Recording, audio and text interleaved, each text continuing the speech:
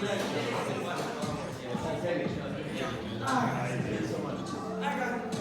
gonna do it here, buddy. Go. Yeah, we're gonna do it here. Right here. Perfect. Oh, okay. I mean, I think it's It's nicer. yeah, it's a little bit of a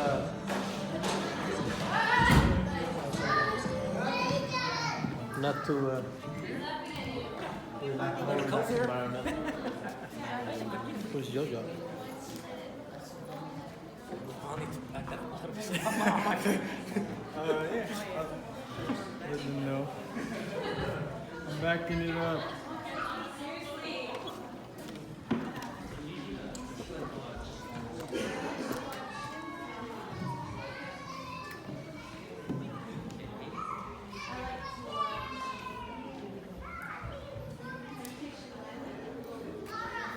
So, you want to go now? Yeah, let's start with it.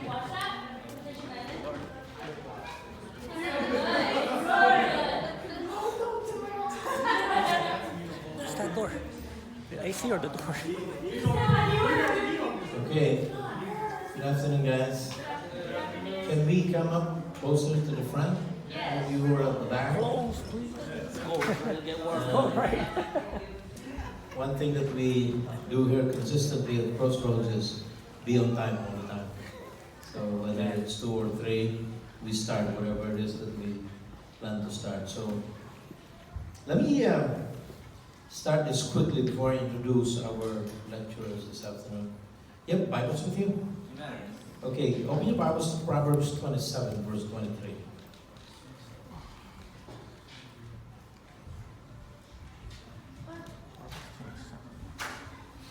'23 and 24. Okay, you're there? Okay, here's what it says.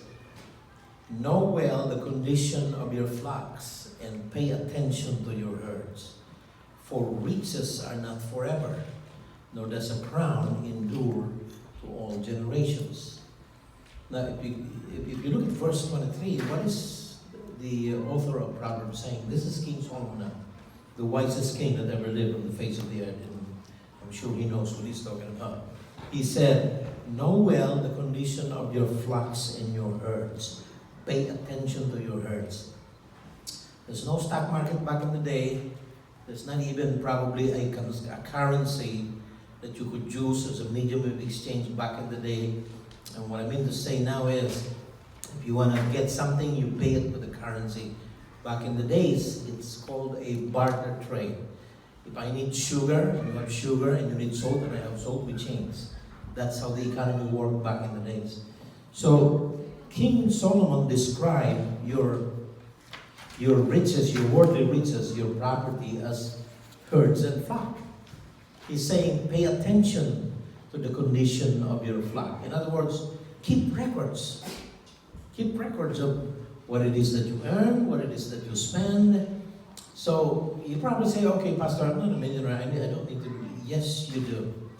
Yes, you do, because we have obligations that we have to face, if not on a daily basis, on a yearly basis. We're talking about April with the IRS. So people in America are more afraid with the IRS than God. That's a joke. But actually, in reality, yes. Because God forgives and IRS doesn't. That's what it is. If you owe the IRS, they don't forgive it, you have to pay it. So, it's very important to keep record of things. It's very important to know what you're worth. Very important to know how much you earn and how much you spend. It's very important to have a budget. Those are basics. And that's what Solomon is saying. Why is that? In verse 24, he said, because riches are not forever. What it tells you is, the wisest man that ever lived is telling us, be a good steward of what God is giving you, because they are not forever. We're not going to be here forever. And then, how we handle our money is a reflection of our spirituality. And as we go along, it will show up. In other words, if you are careless with your finances, if you are careless with your things, chances are you're careless with the most important thing that God has given you, and that is the kingdom of God. Jesus gave us a parable about that. He said, if you would not be entrusted with worldly riches, he said this, who will entrust you with the true riches in heaven? So he's equating things here. So money and finances, whatever it is that we have in our hands, are a litmus test of how we will handle the things that God will give us in the future that are more important than money. Okay, this afternoon we've been trying to do this for a long time because I believe, for one, Jesus spoke more of money than hell and heaven combined. I challenge you to read Matthew, Mark, Luke, and John and find that out. And you will find out that Jesus spoke more about money and riches and material things than heaven and hell combined. You know why? Because sometimes our eternity will depend on how we treat our finances and our material wealth. A lot of people will go to hell because they love their money more than their God. That's the truth. And a lot of people will go to heaven not because they can buy their salvation, but they invested their material wealth in the things of the kingdom of God, and as a result, souls got saved, and you have your reward in heaven. So that's the reason why Jesus spoke more about wealth and finances and money more than any other subject in all of the four Gospels. So this afternoon, we have two people that are involved in finances. One of them has a master's, actually not just a master's degree, an MBA. Master's in Business Administration from San Francisco State. It's not easy to get an MBA. You have to go through a lot of hurdles before you finish one. But Armando took an MBA from San Francisco State, and he is involved in, what do you call that, where they finance startups, venture capitalist people. He's involved with them in some ways. Jojo Galang has been involved with financing for a long time.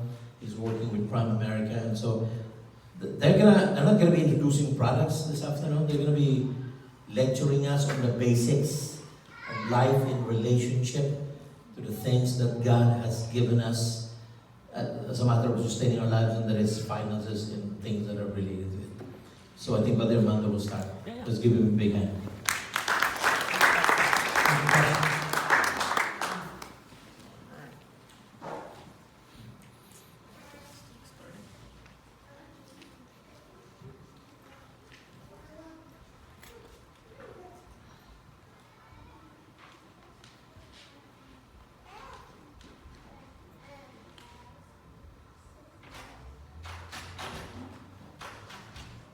Okay. So it's a little bit weird to speak with the microphone. Normally I have that earpiece or something, attached to a tie or a shirt. So if I drop the microphone, just say, speak up, okay, or raise your hand. So yes, so like Pastor said, my name is Armanda Vanegas. For those who don't know me, I've been attending Crossroads now for a long time. My wife and I have 3 kids, and Pastor Andy has presented all 3 of our boys. So Crossroads has been a blessing to us. Like finance, a lot of people think finance is a complicated thing. But it really is not. It's actually very simple. The problem is that these big corporations, the Citibanks of the world, the Chase of the world, the Wells Fargos of the world, they make it difficult for us to understand.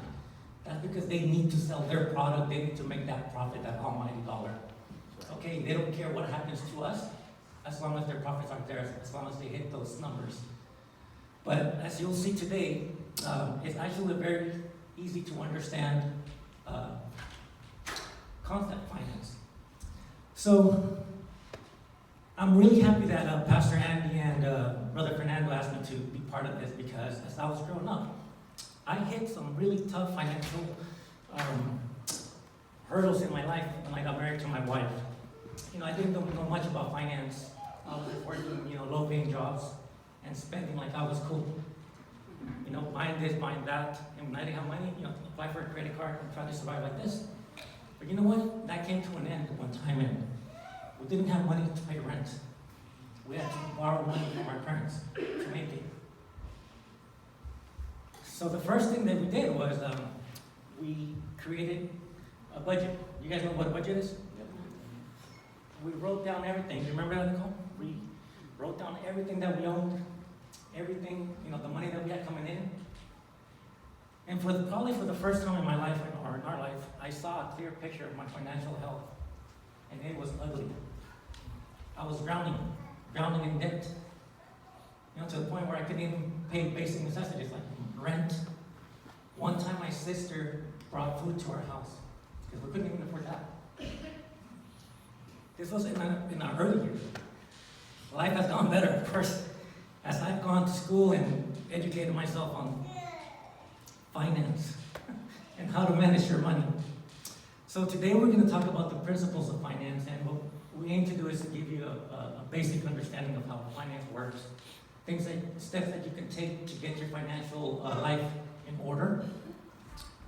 Savings and investing, in particular, are cornerstones when it comes to financial management. And there are certain things that we need to do. First, we need to establish a budget, of course, so we can see where we're at and take the appropriate steps to get healthier, if you would. Second, we need to set clear, specific goals of where we want to go, what we want to do, so that we can aim for those goals. And third, but not least, and very important, is we need to understand what options we have out there, what options are available to us.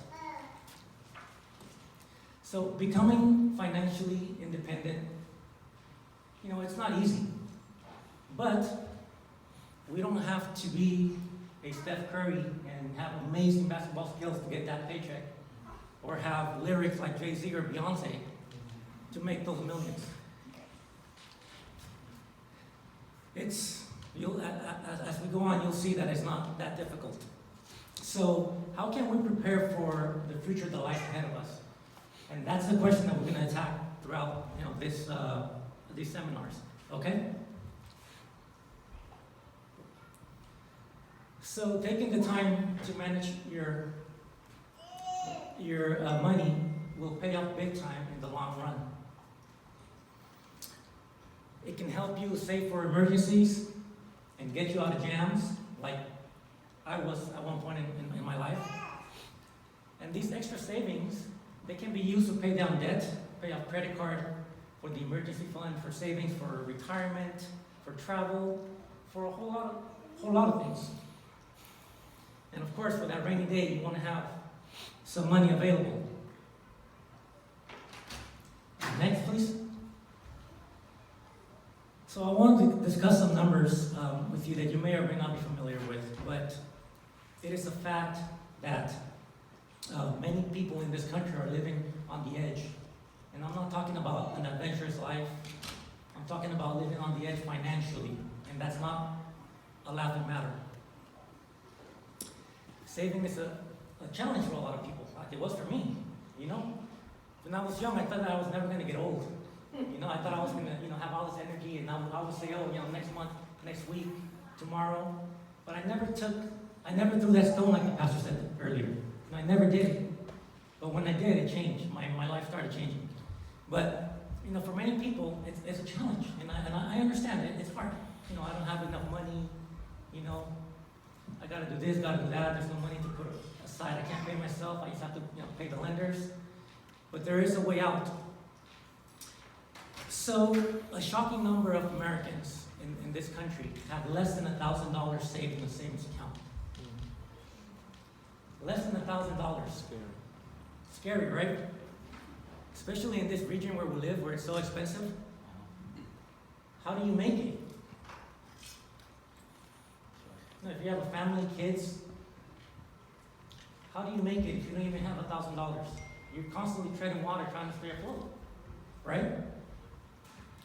And those aren't my numbers. That's according to GoBankrate.com survey that they did last year for 2019. The survey found that 58%, like I said, of Americans have less than $1,000.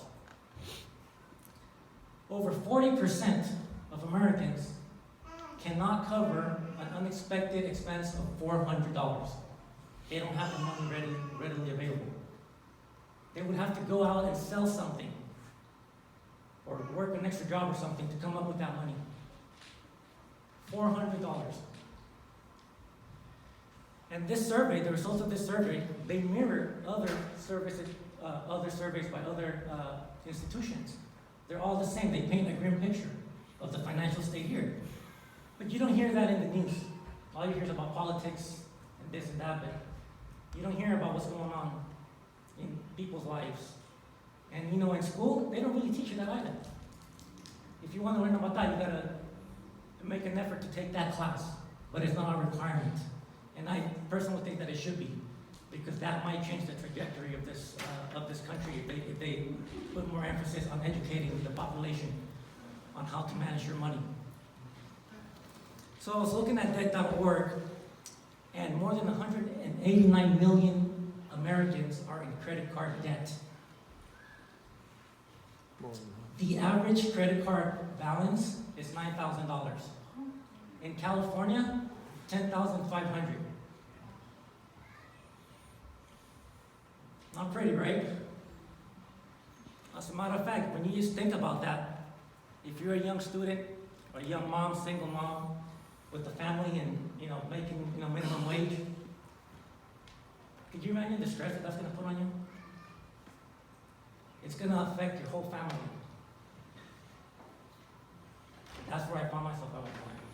It was tough. So that's why I think it's important that we have these conversations. And just let me add that as we continue doing these sessions, we're going to get deeper and more specifics on investment vehicles, and how they work, tax implications. So we'll do our best to give you as much information as we can.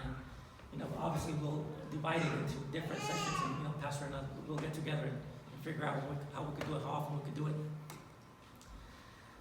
So with regards to stock ownership, more than 50% of Americans say they own stock in one way or another, whether it's individual stock or mutual funds, Roth IRA, or 401k. So, that's good. But the truth is that over the years, it's become difficult to save, especially with technology. And internet technology especially.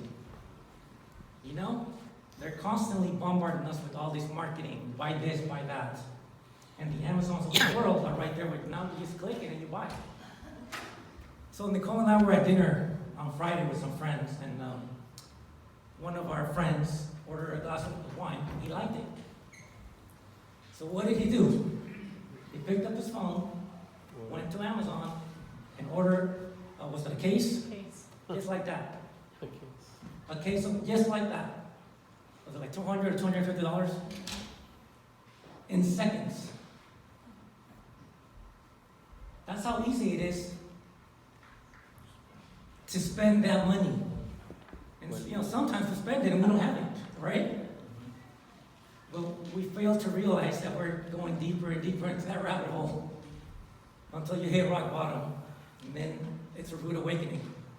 That's what happened in 2008. Prior to that, people were living large. Oh, I could buy 2 homes, I could buy 3 homes, I could have these fancy cars.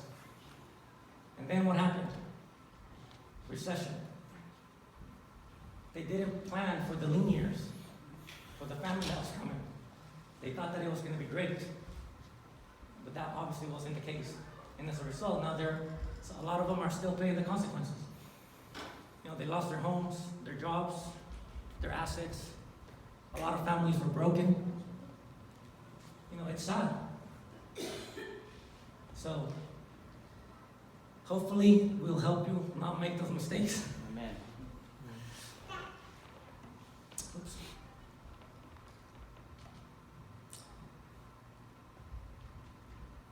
So, technology. It can be good if you're disciplined. It saves time. If you know what you need, you just go and buy it, done deal. But if you don't have the discipline, if you can't control your urge to buy, to spend, it could be a trap.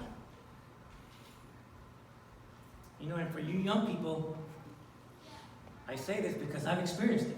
It's very easy to fall into that trap. And I don't want you to go there. Okay? So, unfortunately, we live in a world where material possessions and the almighty dollar are king. You have a nice car, you have money, you're good to go. But if you don't, it's almost like you get treated like a nobody.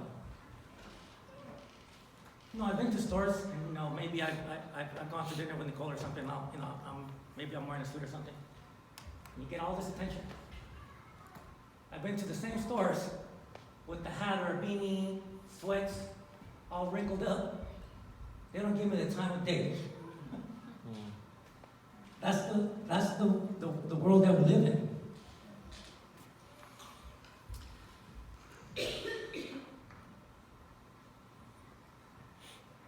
So it's important to remember that everything we own doesn't truly belong to us.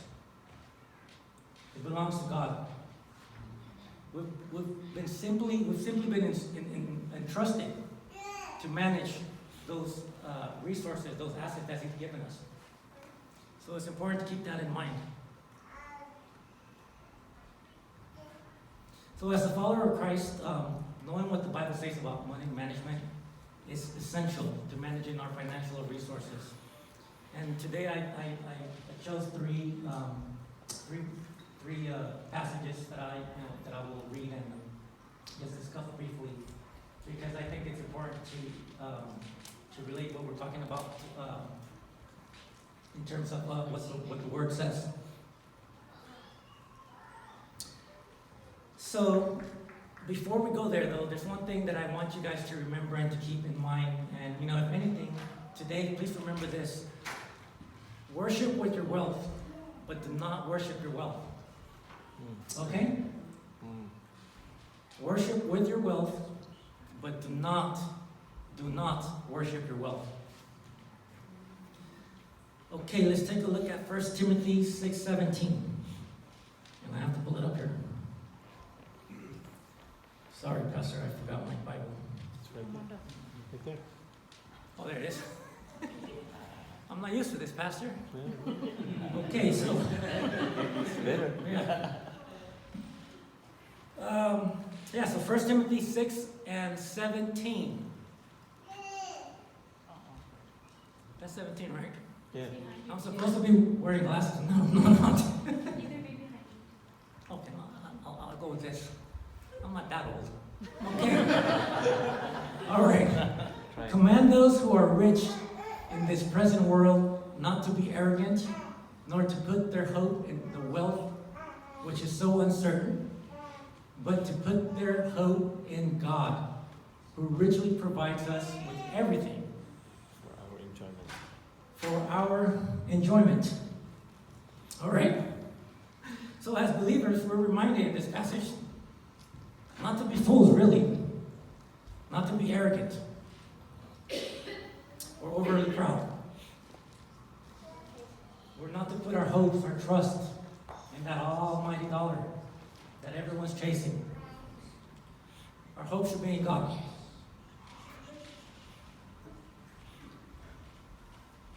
So Paul notes that God richly provides us with everything to enjoy. His attitude here towards wealth is reflected also in Ecclesiastes 5:19. And this one I wrote down. Everyone also to whom God has given wealth and possession and power to enjoy them, and to accept his lot and rejoice in his toil, this is the gift of God. And this is the consistent message of the Bible. Wealth is not bad and can be a gift from God. However, it is to be used for his glory and not for our own selfish purposes. Okay, let's take a look at Genesis 41:34-36.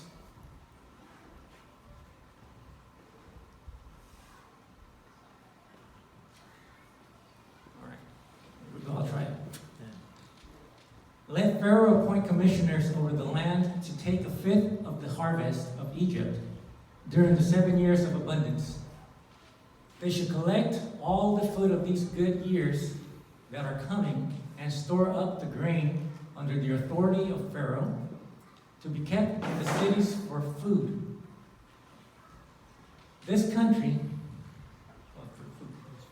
food should be held in reserve for the country to be used during the 7 years of famine that will come.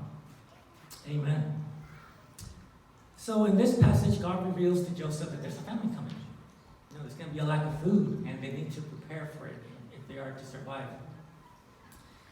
Joseph not only demonstrated that he had a special gift in discerning the dreams of men, but he also showed that he had godly wisdom. Now, wisdom teaches that we should not consume all that God has given us, because we may not know what comes tomorrow, right? It is wise to prepare today for what's to come tomorrow.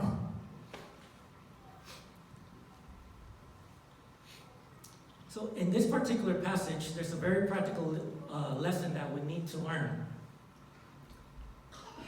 And like I said, that's that things may be good today, but they may not be so good tomorrow. It is wise to save a little today to have some for tomorrow. You don't have to be a miser, but saving a little bit each day can go a long way. It is also very wise to avoid debt, especially credit card debt.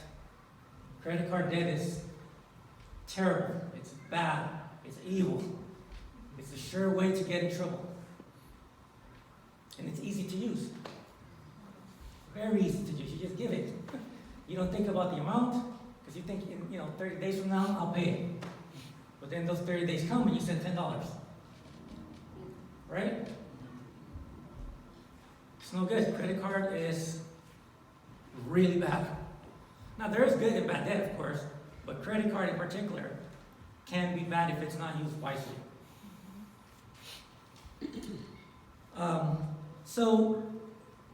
Joseph was a good steward. And as a result, they prospered while everybody else was hurting. It is my belief, as followers of Christ, that we can do the same thing. We can do the same thing that Joseph did. We can prepare ourselves the same way that Joseph prepared. When it comes to Bible verses about investing, we get similar cautions, similar advice, but we're also introduced to something new, and that's investing in God's kingdom. Investing in God's kingdom does include being generous with your money, but it's not all about money in this case. Let's take a look at Ecclesiastes 11, 1 and 2. This one I have also. Okay. So cast your bread upon the waters, for you will find it after many days. Give a serving to 7 and also to 8, for you do not know what evil will be on the earth. What advice has Solomon given us about preparing for the future?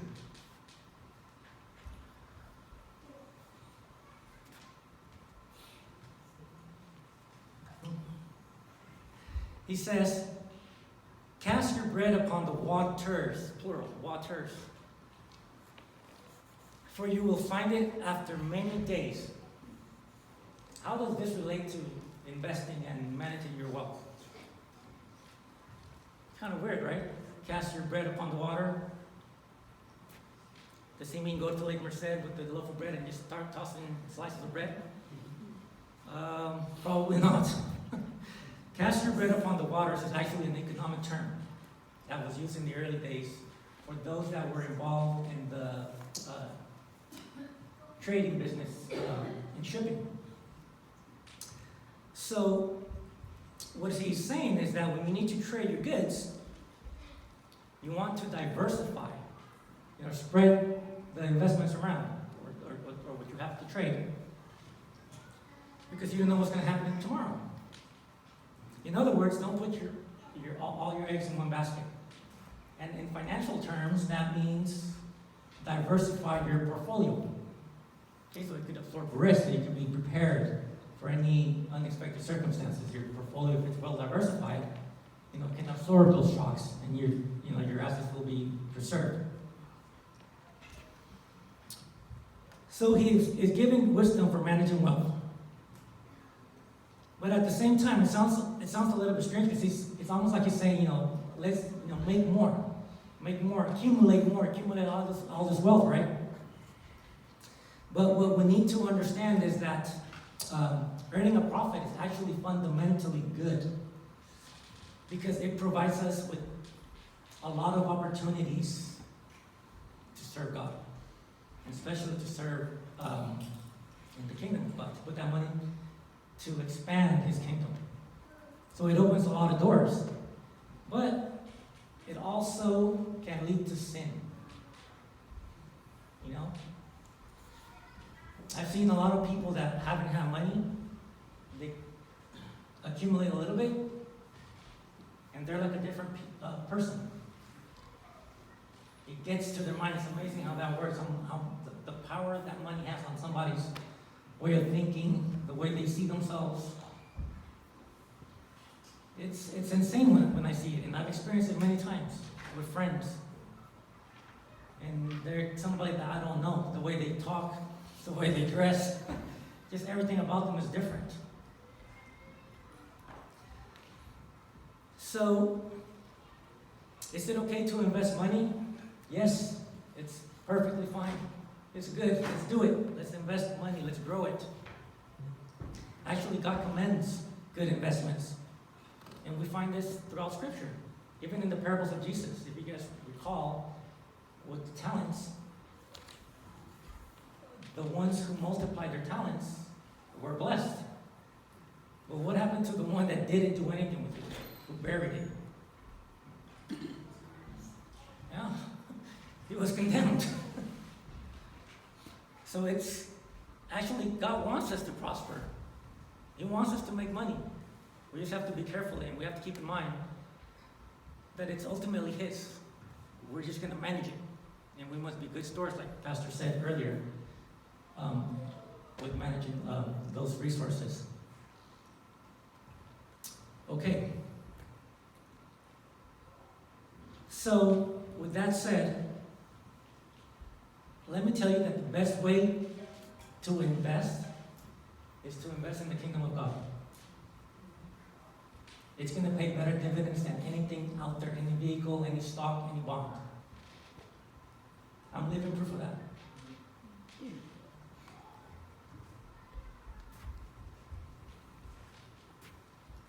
Okay, let's keep going here.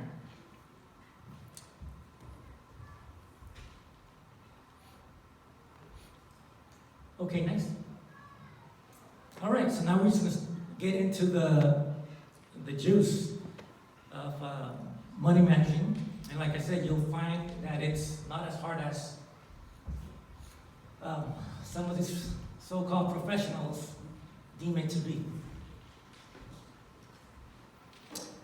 So, saving is paramount. It's something that we all must do.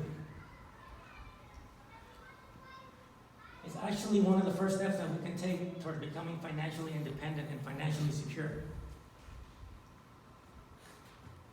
Without saving money and putting some money away or investing some money, we are opening ourselves, we are exposing ourselves to risk. And in doing so, we're exposing our family and our loved ones also. Many of us delay getting started with investing or savings because we feel that we don't have enough money to put aside. Or because we're young, we're in our 20s, late teens, we have a whole life ahead of us. That can wait. But the simple truth is that the earlier you start, the better. The more you can accumulate. Getting rich is not a function of, how much money you're investing, how much money you're saving. It's actually a function of doing it in small increments, if that's what you have, but doing it consistently for a long periods of time. If you don't have a whole lot of money, keep in mind that it's not the amount, but the action. You got to throw that stone, like the pastor said earlier today. You got to throw that stone and let God do its thing. Okay, you got to step out in faith. That's what happened to Nicole and I when we were young. Like I said, low-paying jobs, just felt that I didn't have enough to put aside. So, the big question is, how much do you save? Everybody asks that. How much do you save? Sometimes when I talk to people, they're like, oh, how much did I save? Sounds like an easy question, huh? Like, how much you save, you could just throw out a number out there. Yeah, save $1,000, save $1 million. It's not that easy. Obviously, some experts or some rule of thumbs are, save 3 to 6 months of living expenses for those emergencies. Dave Ramsey's actually suggests, try to get $1,000 in the bank and then just grow it there to your 3 or 6 months of living expenses or living costs. Okay, next. Okay, so if you're young today, young ladies, young gentlemen, you have a huge advantage, and that's time. Huge. Oh, I wish I could go back in time and know what I know today. Maybe my life would be much, much different. Although, with that said, I'm glad that everything happened, because everything happened for a reason. Perhaps if my path had been different, maybe I wouldn't be here today. Maybe I wouldn't be serving the Lord and trying to live my life with God. So God knew what He was doing with me, and that was just His way of bringing me here today. So time, ladies and gentlemen, don't waste it. It's valuable, and you'll see why in a second. You have to start now to build those habits that are going to serve you well in the future. That are going to serve your family well, especially those that just got married, those that are engaged. Time is going to serve you well. It's a fact that if you start saving early, you're going to be better off in the long run. So let's take a look at this quick little example that I put up here. So on the bottom, you'll see that I put a little note there, assuming $2,000 annual contribution accumulated to age 65. All right, if you're 20 right now, and you started saving $2,000 yearly, $2,000 a year, and you keep that up, okay, for 45 years, right, 65? And, you get a return, you invested in a vehicle that'll give you 9 to 10%, 8%, somewhere around there, you're going to end up at 65 with $1.4 million. So if you guys have calculators, go ahead and add just the 2,000 times 45, and you can see how much that is. How much does it come out to? 2,000 times 45. 900 something. 2 times 4. 90,000? What do you guys think? Is that a pretty good return? You put in 90,000, and you end up with this. $2,000. All right? Sounds like a lot of money, I know. For me, back then, $100 sounded like a lot of money. So, how can this be? How can 90,000 turn into that?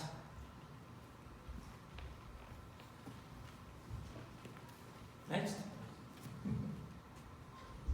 Ta-da! The 8th wonder of the world. Seriously. Albert Einstein calls compounding interest the 8th wonder of the world. It's one of the most powerful forces in the universe. More powerful than Darth Vader, Kylo Ren, all those guys put together. Compound interest means that your interest is going to earn interest. Okay? So, in this example, just for a quick illustration, let's say you have $100 and you invest it with a return of 5%. At the end of the year, you're going to have $105. You keep that in there, at the end of year 2, you're going to have $110.25. So your original $100 has already made you some money. And that's it for the $100. So think if you could save a little bit more and you invest it, and you just leave it there. That's the power of compounding. It's it's such a powerful force, and I think Brother Fernando has a nice illustration on his portion. Well, he'll give a more detailed example, and you can see the numbers there. With two people, one that invested and stopped at a certain time, and one that kept investing the whole time, and you'll see the difference. And that will really illustrate the power of compound interest. But a lot of people don't know this. Compound interest is powerful. And if you don't know it, you'll never save, you'll never invest, you'll never look for that return. But your money here, what's happening here is your money is working for you. It's growing on its own. And obviously, the bigger the return that we can find, that magnifies not just our savings account, but also our the interest that we earn on that. Of course, there's issues with taxes and this and that in future sessions we'll get more into detail. But for today, I just want you guys to just keep that in mind, compound interest. And there's a lot on the internet, you can Google it and see exactly how it works. But it is very, very powerful. So think of compound interest like a snowball, rolling downhill. Without you adding any more snow, it just keeps getting bigger and bigger. Right? The steeper the hill, or the higher the interest rate, the faster your snowball's going to grow. So the longer that snowball has to roll, or the longer you leave your savings and interest in that account, the more both of them will grow. Okay, and the more you'll see that money start working for you and start getting larger. Next. So I mentioned $2,000 a day, right? It seems like a lot of money. A year. Or a year, yeah. A day is a lot. So $2,000 a year does sound like a lot of money. But if you look at this right here, is it a lot? Not really, right? You could probably do $4,000 a year. Right? Numbers don't lie.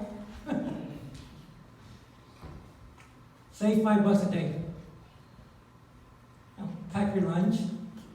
Where's my boba friend? Right on that side, right I told you I there. had something for you guys. What bobas are like $6.50, something like that. You take one a day, or just cut back on one. There it is. $2,000. That's simple, right? Or chips. There's so many things that. Yeah, Starbucks. Yes, and you know what? I'm guilty of that too. But I've been better in 2020. Much better. And you know what I'm guilty about too? I like food. I spend a ton of money on food. And I run a small business. And two of my boys work with me. So we're always having lunch. And they have big appetites. And they like good food. So I kid you not, sometimes we'll go out to lunch, and it's just the three of us. It's like $70. Now multiply that times 5. It adds up, right? Sometimes I'm mean and I just tell them to suck it up, and then we go back home and then we'll eat at home. But $5 a day, look at that, $16.80 a year. That's why, if you do a budget like I mentioned earlier, and you list your income and your expenses, your inflows and outflows, you'll be surprised what you'll find. I was blown away when Nicole and I did it and we found out how much debt we had. We're just blown away. I can honestly tell you that we hit rock bottom. There was nowhere else to go. We hit rock bottom. Because again, I thought I was young. I have more time. But that wasn't the case. It caught up to me quicker than I can blink. Before I knew it, I couldn't even pay rent. Couldn't even pay food for groceries. So, what are some of the daily leaks that you guys have? What are some of the ways that you think you could save on a daily basis? No, feel free to speak. You say anything? No, I said boba, Coke, chips, lunch. What else? How else can you say? Yeah, shopping. Here's one way. Don't open the internet. Right? Electricity. Look at that. That's great, right? A lot of times we don't think about that, right? But as long as that switch is up, that meter's going, right? And those dollars are flowing out to PG&E, right? They're just going. The heater, the what? Oh, I was just saying, I sleep with my TV on. Oh, there you go. That's a no-no. That's a no-no. But for me, lately I found this little boba place in San Bruno. What is it called, Nicole? Aqua Club. Aqua Club? Have you guys heard of it? They've been there. Make a note. Then I tried this boba, and it's like mango and like coconut milk and all this stuff, and it's like really, really good. Nice for my tasting. So I've caught myself in the last couple of weeks making some special little secret trips, buying myself one. It's all right every now and then, but I can't do that every time I have a craving for it. Not only am I giving them my $7, how about gas? Wear and tear, right? A lot of those little things that we don't think about can give you those $2,000. To start off with, obviously you could start with less. If you could do more, that'd be awesome. The better, right?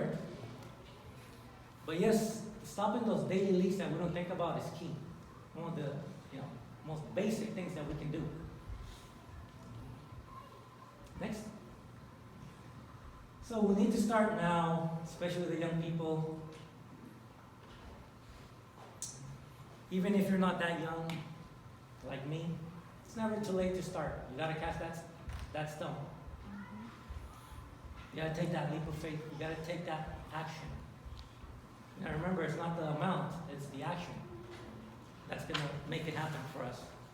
I'm living proof, I'm telling you.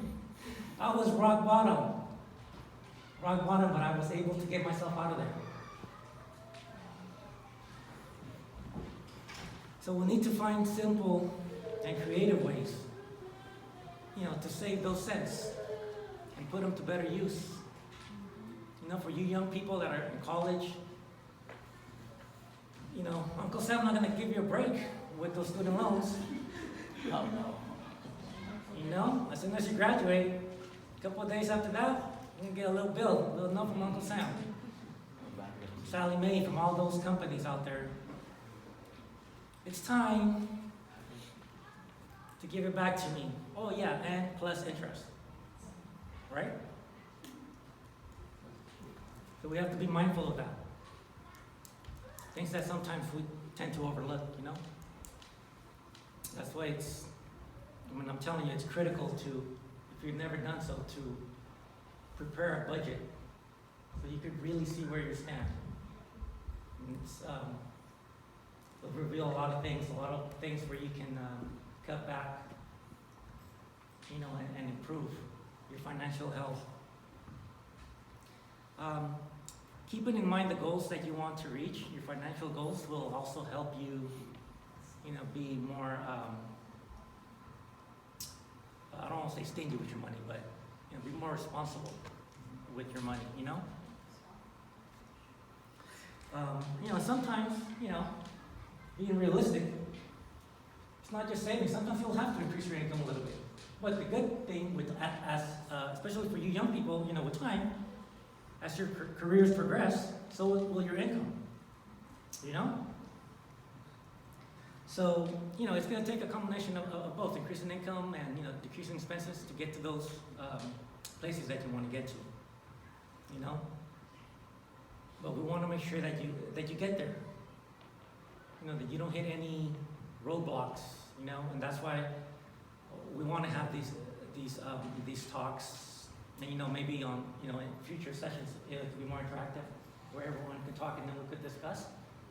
But yes, it's important to start early. Is the first step, or one of the first steps, to achieving financial freedom.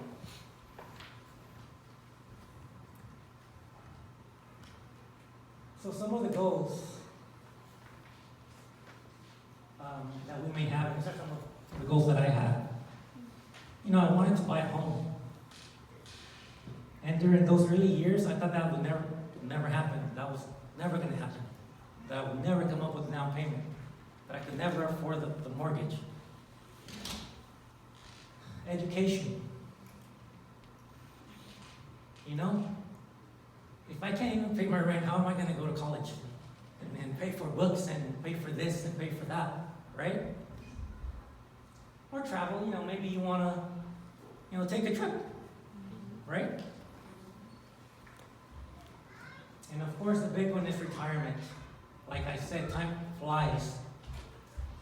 So I'm 48 years old, and it seems like just yesterday I was 20. You know, when I was in the Navy, you know, full of energy, thinking I was cool, you know, spending money. Not like I have money, but I thought I had money. I was spending it instead of being wiser with that. You know, obviously, you know, my relationship with God at the time wasn't where it is today. So, you know, all that came into play in my particular situation. You know, I was just a fool, really, the way I just conducted myself with money in those days. So it's important to have goals. You know, if you write a goal statement saying something that you want to achieve, you know, and you post it on you know, next to your bed or something like that, and you see that, you'll be surprised what it'll do for you. You'll see that all the time. So when I was going to school, one of the things that I did was I would shoot for A's all the time, and every semester when I would get my grades, they would be A's. So I would put it on the wall next to where I would sleep, and I would see that every morning. Or when I went to bed, I would see that A. And they just reminded me, you know, that's my goal. I want to complete this MBA program with straight A's. You know, just simple. I just posted that there. You know, similar to a goal statement. That was my goal. I want to complete this, you know, with an A, with A's, all A's. So a goal statement is very important. You know, if you guys want to, you know, those of you are married, if you guys want to buy a house 10 years from now, write down your goal statement, you know? Get that budget, look at it, see what you need to do to make it happen, you know?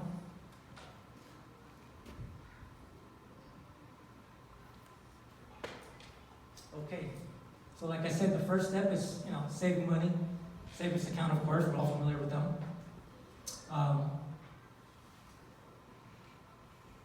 In finance and investing in particular, there is a risk-reward model.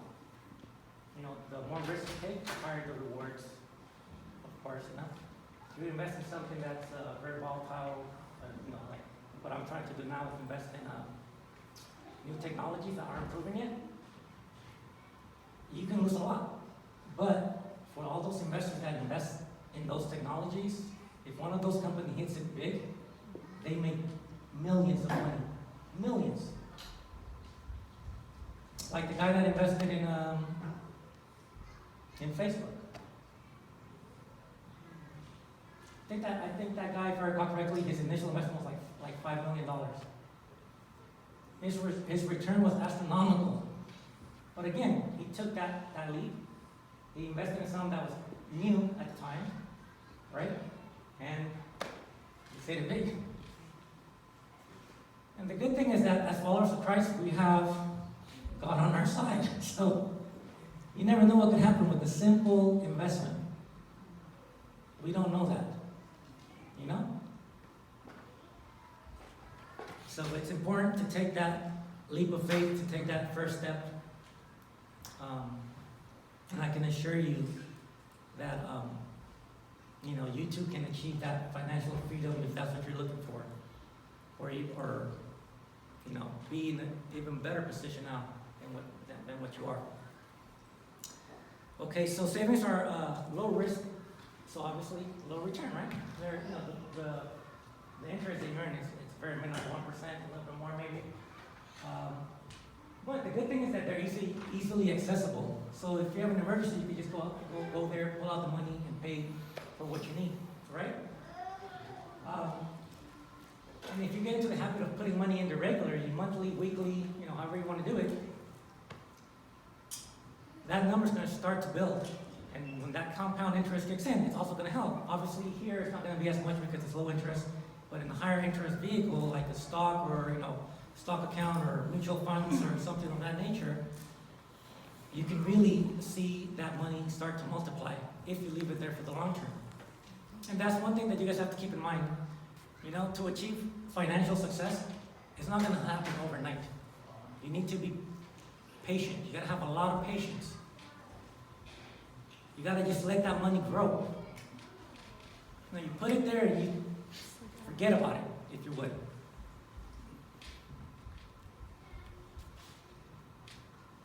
Also, it's important to have an emergency fund.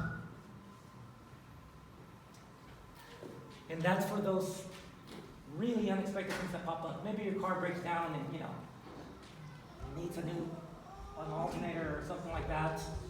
Maybe a family member is in need and, you want to help out. No, you'll have that emergency fund there. So what I started doing, I started hiding money in my house.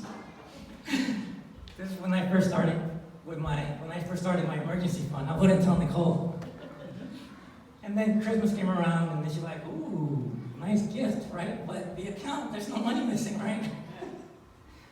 That's because I had a little emergency fund, And I've done it, for a long time. So it's gone pretty big. To the point where, I could pretty much just take that and just buy the gifts that I need to get for Christmas and not feel anything. And it's also good to have it there because of unforeseen circumstances, I don't know how many times I've experienced friends or family members that have gone through hardships and need financial help. And I'm thankful to God that I'm in a position where I can go ahead and help out without it affecting my family or my lifestyle. And it feels good. And I'm not boasting on myself. All the glory is to God because He's the one that makes it happen. He's put me in that position. And, a lot of people sometimes mistake me for being stuck up or thinking I'm rich or something like that. And people have told that to me.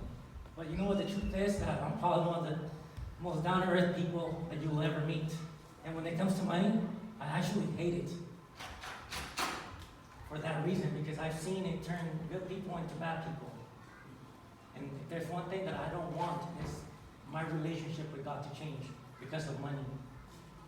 Obviously I need money to provide for my family and to help those in need.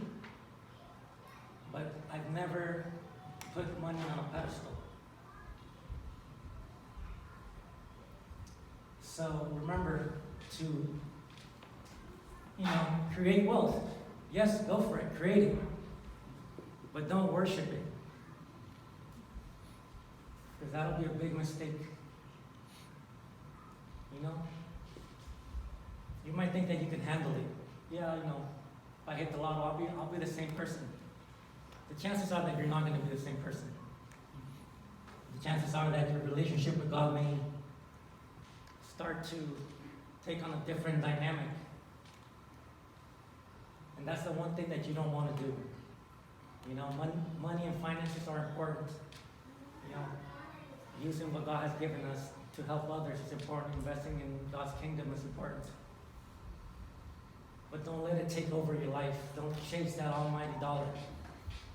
Because I can assure you, your family will be affected. Everyone around you will be affected. Okay? Especially your spiritual health. Okay, so just really quickly, I want to talk about some criteria when we start looking at investment channels to put our money into. And that's yield, safety, liquidity, risk tolerance, and time horizon. Yield is basically just the return. It's a fancy word for how much money you're going to get back. If I invest money and I get yields 5%, I'm just making 5% interest. That's all it means. Safety, how safe is it? And if I put $100, am I going to get $100 back, or am I going to get $50 back? So savings accounts are pretty safe, right? You put $100, and more than likely you're going to get back your $100 plus any interest that you earn. So very safe. Liquidity, how quickly can I convert that to cash? Obviously, savings is cash, so you get it right away, right? A real estate deal is not that liquid, right? You got to find a buyer, the right buyer, so it might take some time to convert that into cash. So that's what liquidity means. How quickly you can convert that asset into cash. And then the risk tolerance, of course. How much risk can you tolerate? How much can you afford to lose? Right, without affecting your family, your lifestyle. And then, of course, the time horizon. Again, the longer you have, the better. How long can I leave that money there to grow? If you're older, it's obviously going to be less, and you might have to invest a little bit more. If you're younger, you can start off with small amounts and just let it grow, let it go, let that snowball keep growing. Okay, diversification, another very important topic when it comes to investing. So, diversification just means not putting all your eggs in one basket. You want to select vehicles that have different amounts of risks, different returns, that they're not correlated 100%, so that they can absorb any fluctuations in the market, any bumps in the market. And then in this little pyramid that I put up here, I wish I would have put it a little bit bigger, but as risk goes up, so does your return. As risk comes down, so does your return. And here, at the very top of the pyramid, some of the riskier investments are obviously venture capital, real estate, stock options. And then moving down, we have bonds, mutual funds, corporate bonds, government bonds. And then at the bottom of the totem pole, we have things that have to do with savings. CDs, cash, checking account. Those are the ones that will yield the lowest returns. Okay? So, it's easy to get started. Obviously, you have banks here, you can go in there and open up an account. There's tons of information on the internet. There's a lot of apps also that can track your spending so that you always know where you're at. My son, are you guys familiar with Acorn? Acorn? Yeah, so my son started doing that, and he's watched his money start to grow.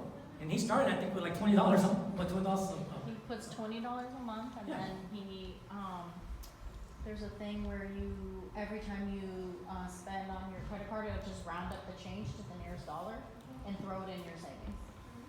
Right. So I was talking to him last week, and he was telling me, "Hey, Dad, my account's growing." And that was music to my ears. He's 21 years old. I wish somebody would have given me that advice. I always preach to them about saving money. Don't waste it. They spend a lot of money on food and other things that they probably could put that money for toward better things. But yeah, so he's starting to see the power of investing, and he's only putting $20, right? So I told him, think about if you keep growing that little amount, by the time you're 50, you're going to be in a good place financially, right? And I tell him our story of what happened, but if he keeps being disciplined with his money, he's going to be in a better position than I was when I was at his age. And it's like I said earlier, it's so simple to get started, it's so simple to do, but it gets so distorted by the world that's out there and those greedy bankers. They want to charge you all these huge fees to do, in many cases, what's best for them, what's going to yield them the most. So hopefully you'll find these these sessions helpful, and like I said, this is just a very, very basic introduction to the topic. We hope to go deeper and really get into really detailed specifics of how to, put your money in stocks and bonds and mutual funds, and we'll discuss what those vehicles are at a later date, as well as, like I said, issues with tax and whatnot, okay? So thank you for your time. Again, it's weird to have a microphone. I like to use my hands a lot when I speak, and I can't, so I feel a little bit weird. But I'm going to turn it over to our brother Fernando here. He is the vice president, or a regional vice president for Primerica Financial Services, and he's very passionate about finance. He's been in the business for over 10 years, 12 years, somewhere around there. So please come on up, brother.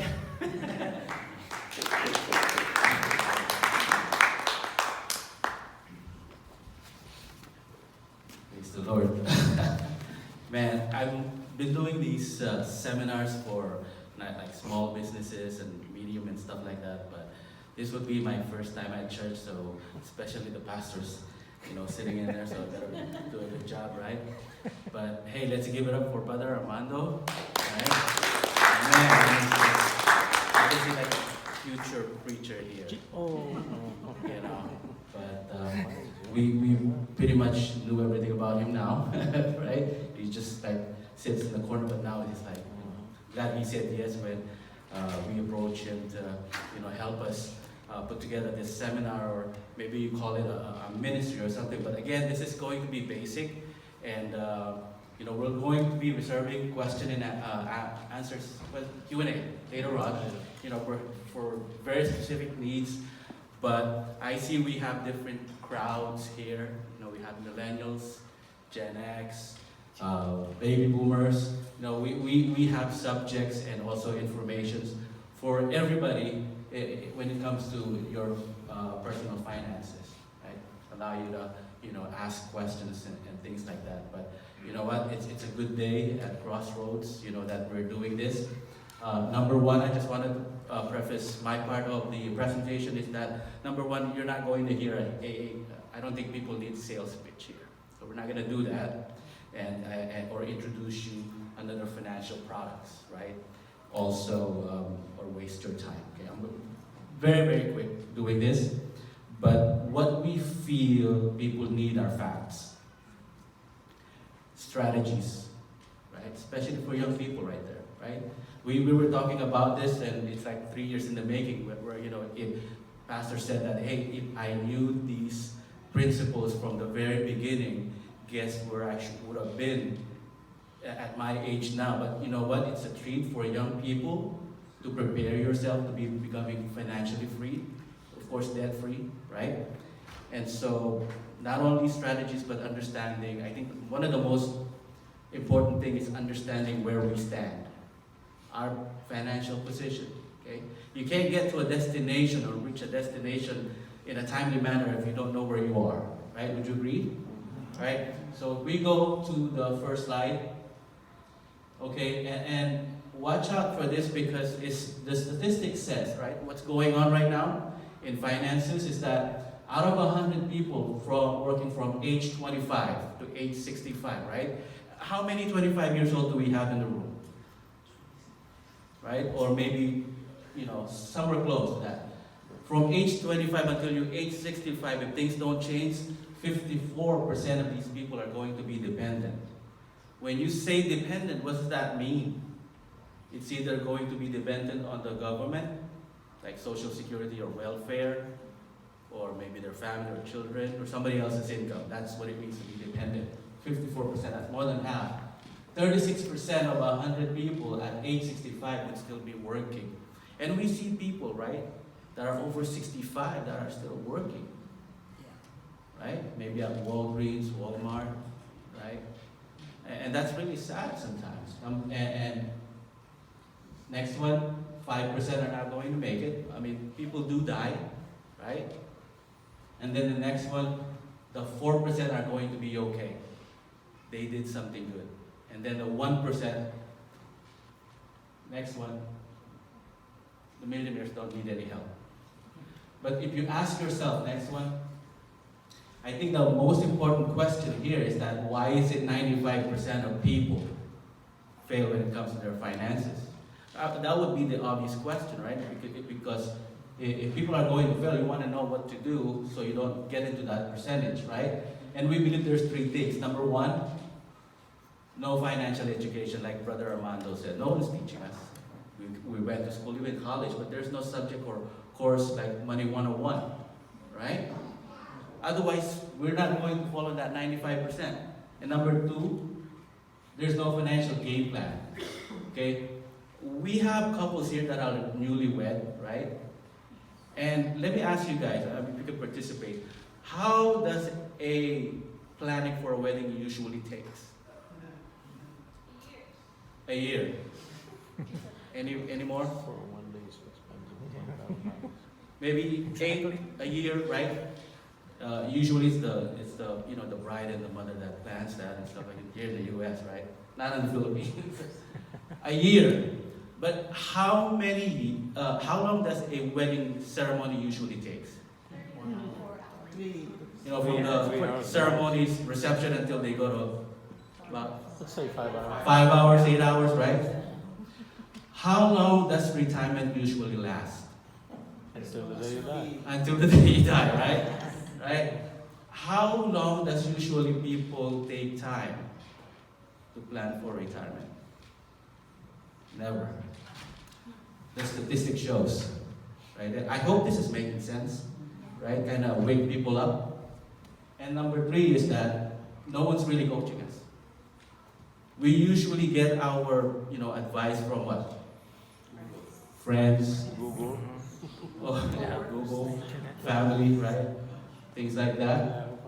But guess what? There's coaches out there like Merrill Lynch, Sister Abby still works for Merrill Lynch, Edward Jones, Charles Schwab. These are like investment companies that really, educated us on how to grow well. One problem, and I remember I asked Sister Abby, how much does it take, or how much, can you start a managed account with Merrill Lynch? It says 500,000. That's $500,000. To start a managed account, grow your wealth, right? Even if you put our money, the whole family's money, it's not going to be $500,000, right? Where does that put us? Who's going to coach us? We usually are going to be coached by banks, credit union, now these days insurance companies, right? Next slide. Okay, would you agree that people don't plan to fail? It's just that people fail to plan? Okay, think yourself that, here at Crossroads, we're doing this, right?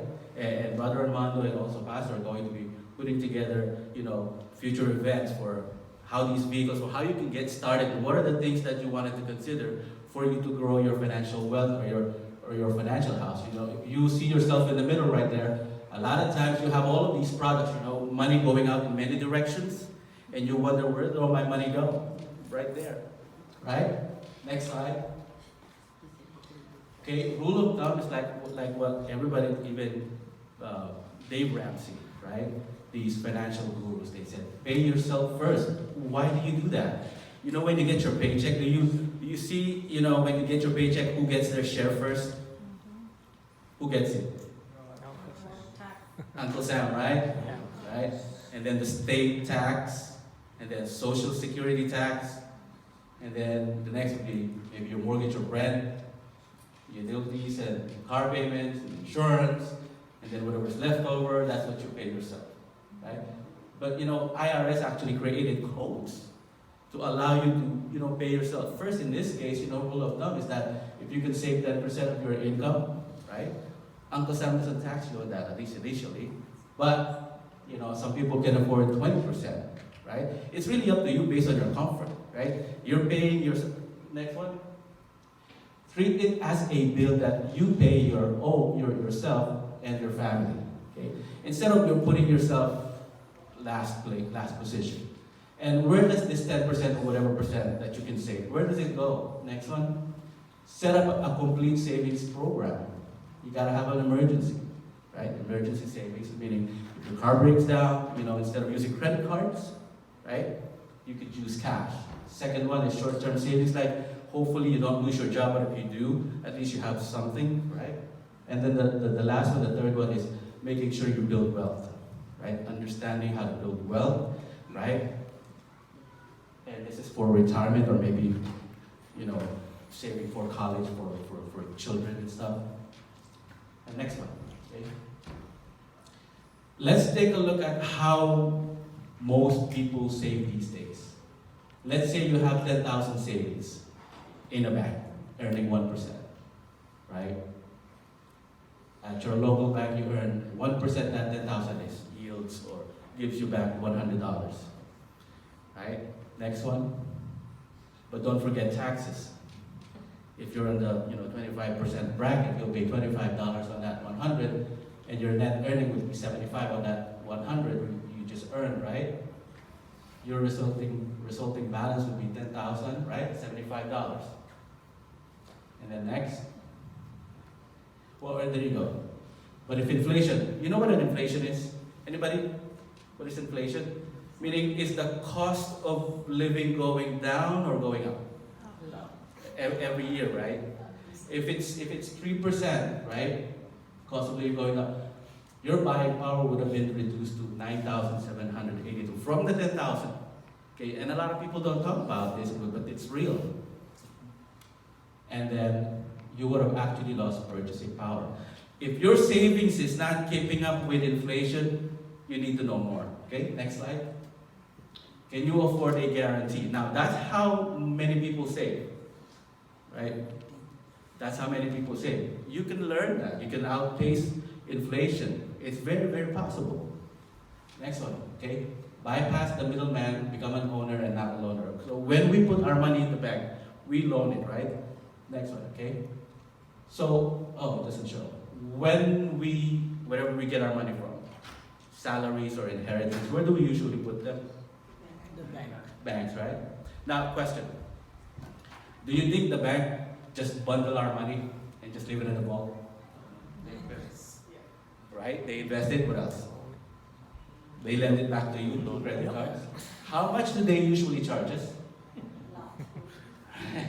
12, 18, 22, or maybe make the same yield in the global economy. Like, go ahead, next one. Right?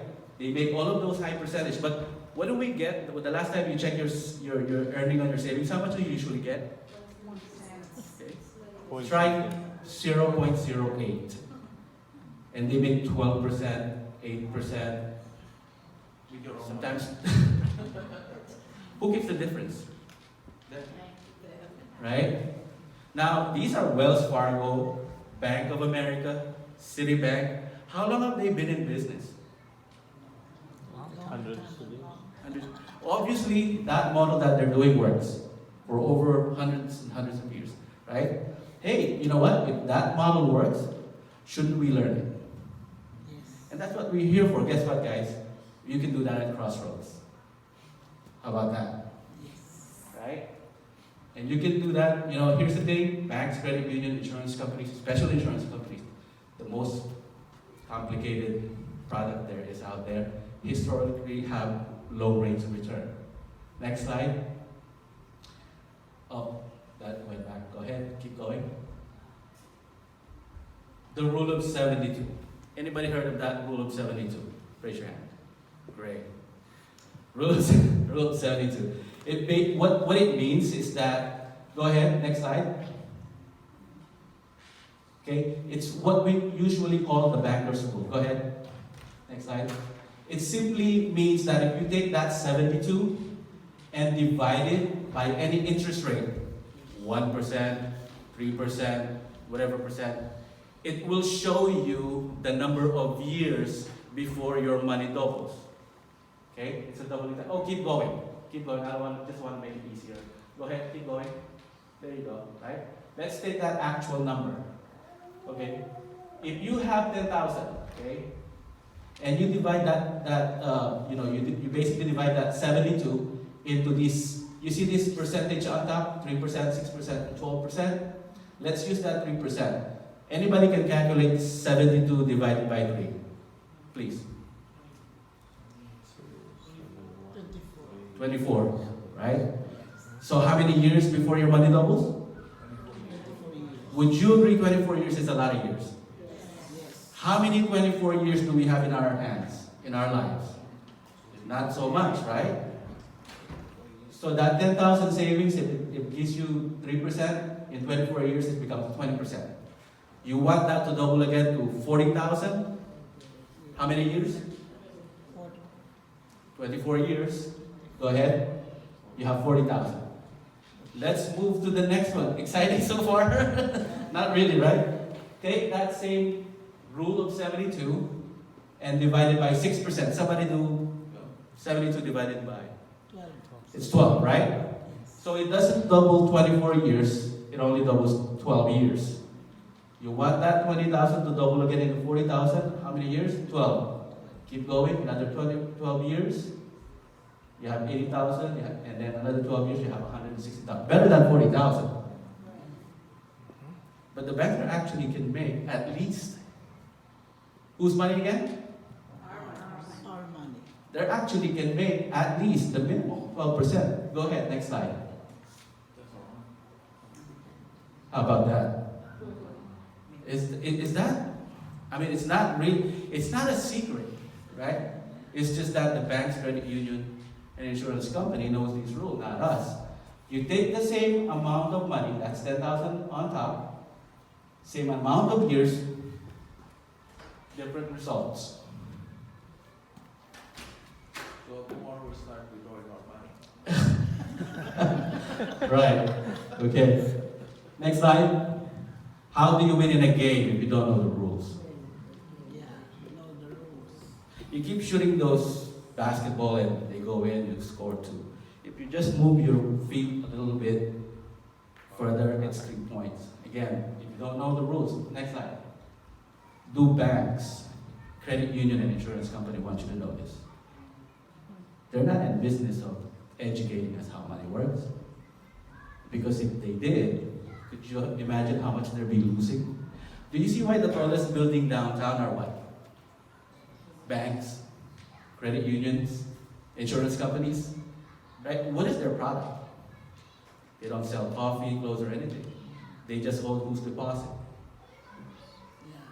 Right? That's what Brother Armando was talking about. Next one. Who would benefit from this rule, this banker's rule?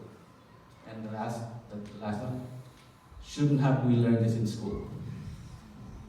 Okay? Again, 95% fail when it comes to finances. Simply, one of the biggest reasons that this rules. Next slide. Okay, I'm almost done. Okay, pay yourself first. Okay, financial success is paying yourself first. When you don't, there's a high cost of waiting. What is that cost, basically, right? If you start at 25 and saving $200, if you start 25 years old, $200. After 25 to 65, okay, the blue one, that would have been $943,000. That's pretty good money. At a 9% rate of return, not even 12. Okay? You wait 1 year. You wait 1 year and don't invest or don't save in 1 year. That money is not going to be $943,000, it's going to be $860,000. How much was the cost of waiting 1 year? $83,200. 1 year waiting. Okay? And if you waited 5 years, started at age 30, the same amount of money you're saving, the same amount of time would have been $592,000. And how much was that cost for waiting 5 years? You get the idea, right? And who are people hurting if they wait? Youth, right? Okay. I know you might have questions. You can approach us, and you know how to get started. You know what accounts you think might be appropriate for you. For someone who maybe are millennials or baby boomers, people have different concerns. Some already put away money that's already been accumulated over time. But one of their biggest concerns is how do we protect that and make sure we don't outlive our income. We can cover that also. So that's one of the good news. We delivered to you. And then next one, here's what Brother Armando is talking about. Okay, you take two young people, right? Basically, these people are twins. The first one who's like, I wanted to get started early and see what's going to happen, right? And there's the other guy who, Mr. Know-it-all or whatever. But one guy started at age 22 and putting away $5,500 a year, every year, okay? And basically stopped at age 29. That's basically 7 years. Did not put any more money into that thing and allowed the power of compounding interest, which is again the 8 wonders of the world, or the most powerful force in the universe. Did not put any more money, right? At age 67, take a look at how much money he was able to put away. It's $44,000. But the account value of that money using the compounding interest is over $2 million. Power of compounding interest, okay? He did not have to do anything to earn that, right? On the other hand, the other brother said, you know what? I'd like to spend more time with my friends, party a little bit, and wait a little bit before I start this investing thing, right? And he started at age 30, started putting money, the same amount of money until age 67. Put away 209. Compare that with the 44,000. Because the question there is when does 44,000 exceed 209,000? Again, power of compounding interest. Started late, and there's right there the account value instead of over $1 million is only 1.8. Still good money because got into the habit of properly saving. It's not magic or any magic potion. It's pretty much time and consistency. Discipline basically. Again, we were also on the other side. We made a lot of financial mistakes. Me and my wife and stuff like that. And we'll continue to learn.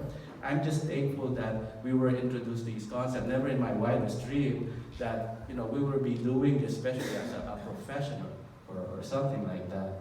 But again, we've been wanting to do this for the longest time. And you might have questions, you can answer that in the next slide. And this is the final slide, basically. What are the solutions out there? Well, number one, if you're middle income, you start with your financial home. And when you build a financial home, where do you start? The roof or the foundation? Okay? We believe that if you have kids or someone's depending on your income, that you should get term insurance or you should get insurance, right?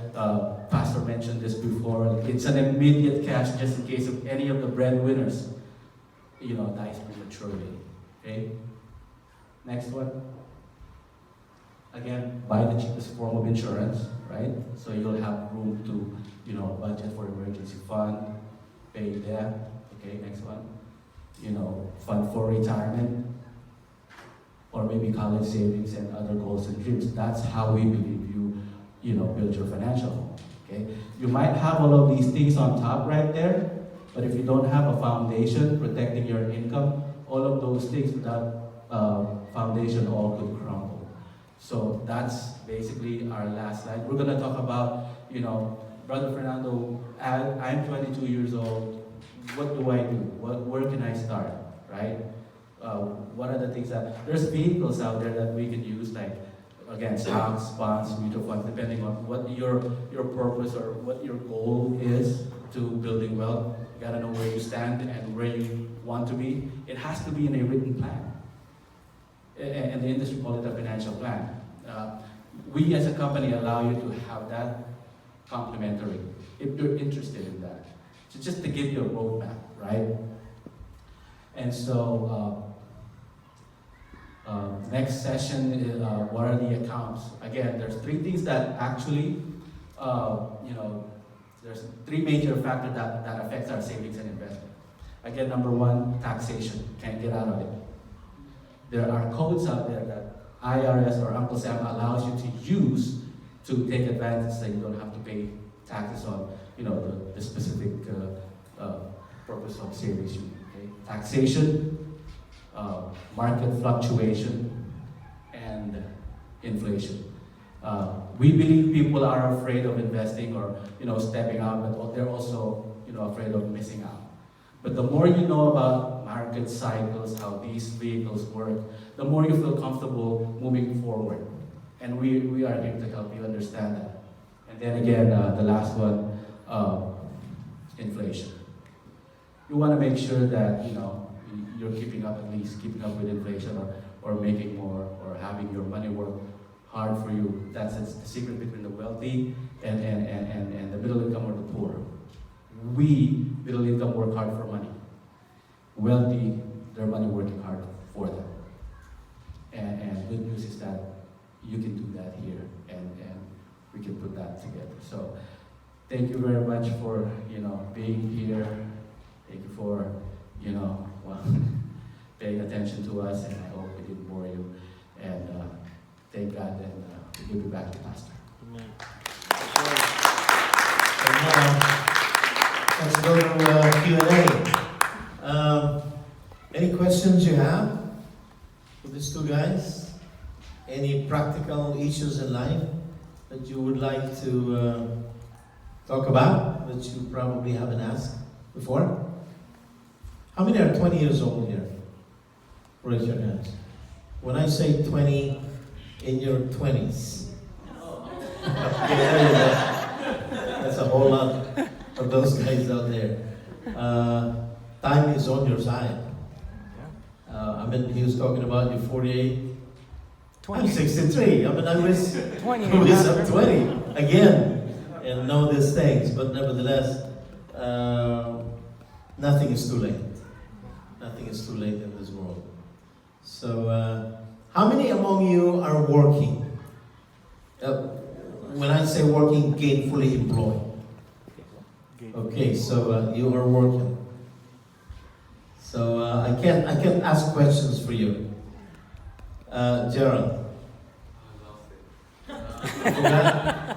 He's a Laker fan. Kobe just passed away. You heard the news. That's sad. Which action would you recommend doing first?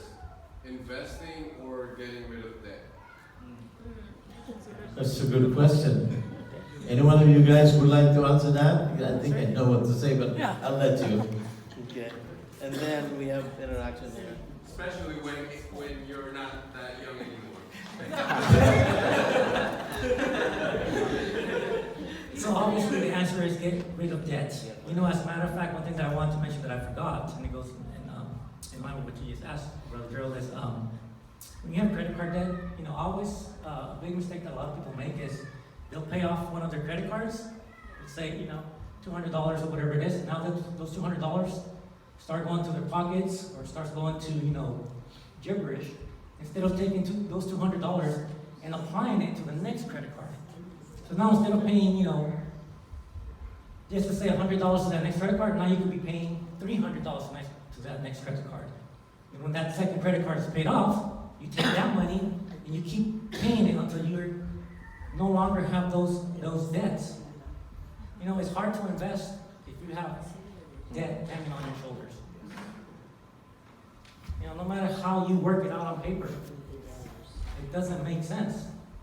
You want to pay those high interest rate credit cards, quick, because they will. It's stressful to have that over your shoulder, especially when you have children. It's tough, but it's possible. You just have to be disciplined, and that's, I think, the problem with a lot of people. They're not disciplined enough. They'll pay something off, but then they'll take that money and it's spending money automatically, and it shouldn't be like that. Especially when we have a family. We're no longer looking out just for ourselves. We're looking out for the little ones, hoping that they will grow up to have a better life, be in a better position than us, right? Yeah. They take over our world, and we're just in the back stuff, just sort of trying to help them, get to those points where we wish we could have been, education, of course. I didn't go to school until I was older. I was in class with a bunch of, young kids that just graduated. But, again, that was my path. Luckily my boys, they're in college now. They're young, But it would not have been possible if Nicole and I had not taken that step and created that budget. And then once we saw it, our eyes opened up that we had to do something. But yeah, knock out the debt first, Mhm. and then you could consider investing. Okay. You just say something. How many of you have credit cards? Raise your hands. Okay. There's a good side to it, and there's a very bad side to it. Number one, you cannot buy airline tickets if you don't have credit cards. You cannot reserve hotels if you don't have credit cards. So those are the items that you use the credit card for.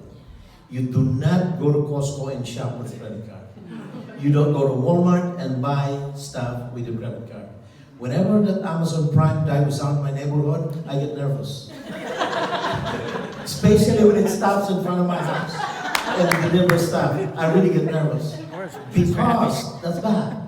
In other words, there are things that you have to buy, like milk, food, clothes. There are things you don't have to buy and you can still get around. And those are the temptation things that sometimes we could not avoid. And the credit card is so deceptive because when you borrow $20 from credit card, how much you pay for a month? Like $10? $10. But you pay it for months and months and months unless you pay the whole thing. So I mean, if you're disciplined enough, like what Brother Armanda is saying, if you use your credit card and pay it off in the first bill, you're good. But if you say, okay, it's only $10, so that's fine. I could afford to have it arrive on my house every single day because it's only $10. You are being deceived because it's sucking you out of the things that you could actually use in some other ways. So he mentioned a lot about budgeting. Budgeting is simply this.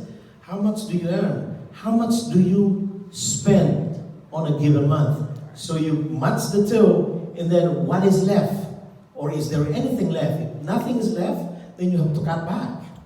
Because you don't want to pay, you don't want to buy with money you don't have. That's where credit card comes in. That's the temptation of the credit card comes in. So if you don't have cash and you want this, don't buy it. But if you have credit card, right? So you say, okay, I have credit card. So you're actually mortgaging your future with using credit card on things that you are not supposed to use it to. So credit card is good in some ways, but it's bad in many ways. And a lot of people went bankrupt. We have a big homeless problem in California. You know how many homeless people we have in California now? 150,000. It's one big city. One big city in California is homeless, practically. You see them in San Francisco, you see them in San Jose. Not all of them did bad choices. Here's what happened to some of them. They're living paycheck to paycheck. They got laid off, and there you go, because they didn't prepare for their future. And so now, because they have living paycheck to paycheck, they got laid off. They don't have anywhere else to go. A room in the San Francisco Bay Area is about $1,200 a month. It's just a room with common kitchen, common bathroom, and all of that stuff. That's how expensive it is here, and I think we need really wisdom on how to manage our finances. Okay? John, you want to say something? I'm going to take a shot at that also, Gerald's question. How many of you reading Dave Ramsey's book? Okay, Baby Steps, right? He also mentioned that, so you have that feeling or sense of security is that if you have at least maybe $1,000 set aside, because again, emergency happen when they happen and you don't know when's the next one. Yes, it's always a priority, thank you, to pay off your debt. But again, if something happens, you have that sense of being bulletproof, that you have something set aside. It may not have to be 3 months of your income, maybe just 1 month, so that in case if something happens. Yeah. I hope that helps. It's more of a self, in that sense of security, knowing that there's something, that you can use. Amen. So you've heard it. Pay off the smaller debt. So if you have $100 debt, $50 debt, and 20, pay the 20, pay the 50, and pay the 100. So that's what that Dave Ramsey. We're going to go through Financial University. We're going to order books from Dave Ramsey, and we're going to go through it. We're going to, really encourage all of our people to enroll in that financial university, because a lot of things are going on which is good as far as that is concerned. Okay, any other questions? Yeah, Jalen. Here. So as a first-time young investor, where would you recommend investing in first? Something simple, not too big, just as a first-time young investor. Give us a figure, approximately ballpark figure, let's say a month. So what is after you paid all your bills, what is left that you want to invest? Ballpark figure, any figure. $100 a month? I mean, So just, suggest a number a month? no. So Or- just to answer your question, Yeah. one vehicle that you could think of is low-cost mutual funds, and that's because they're low-cost for ones, and they also give you a certain level of diversification. So, with diversification, there comes a lot of headaches. The more investment accounts you have, the more things you have to keep track of, stay on top of the market. But with the mutual fund, if you get a good mutual fund, obviously you'll have to pay some type of fee, but it won't be too much if it's one of the low cost. What is that exactly? So it's pooled money that investors invest, and then they sell the shares. But let's say you get one share of a mutual fund, right? So that a mutual fund might have maybe 10 different investments within that vehicle channel.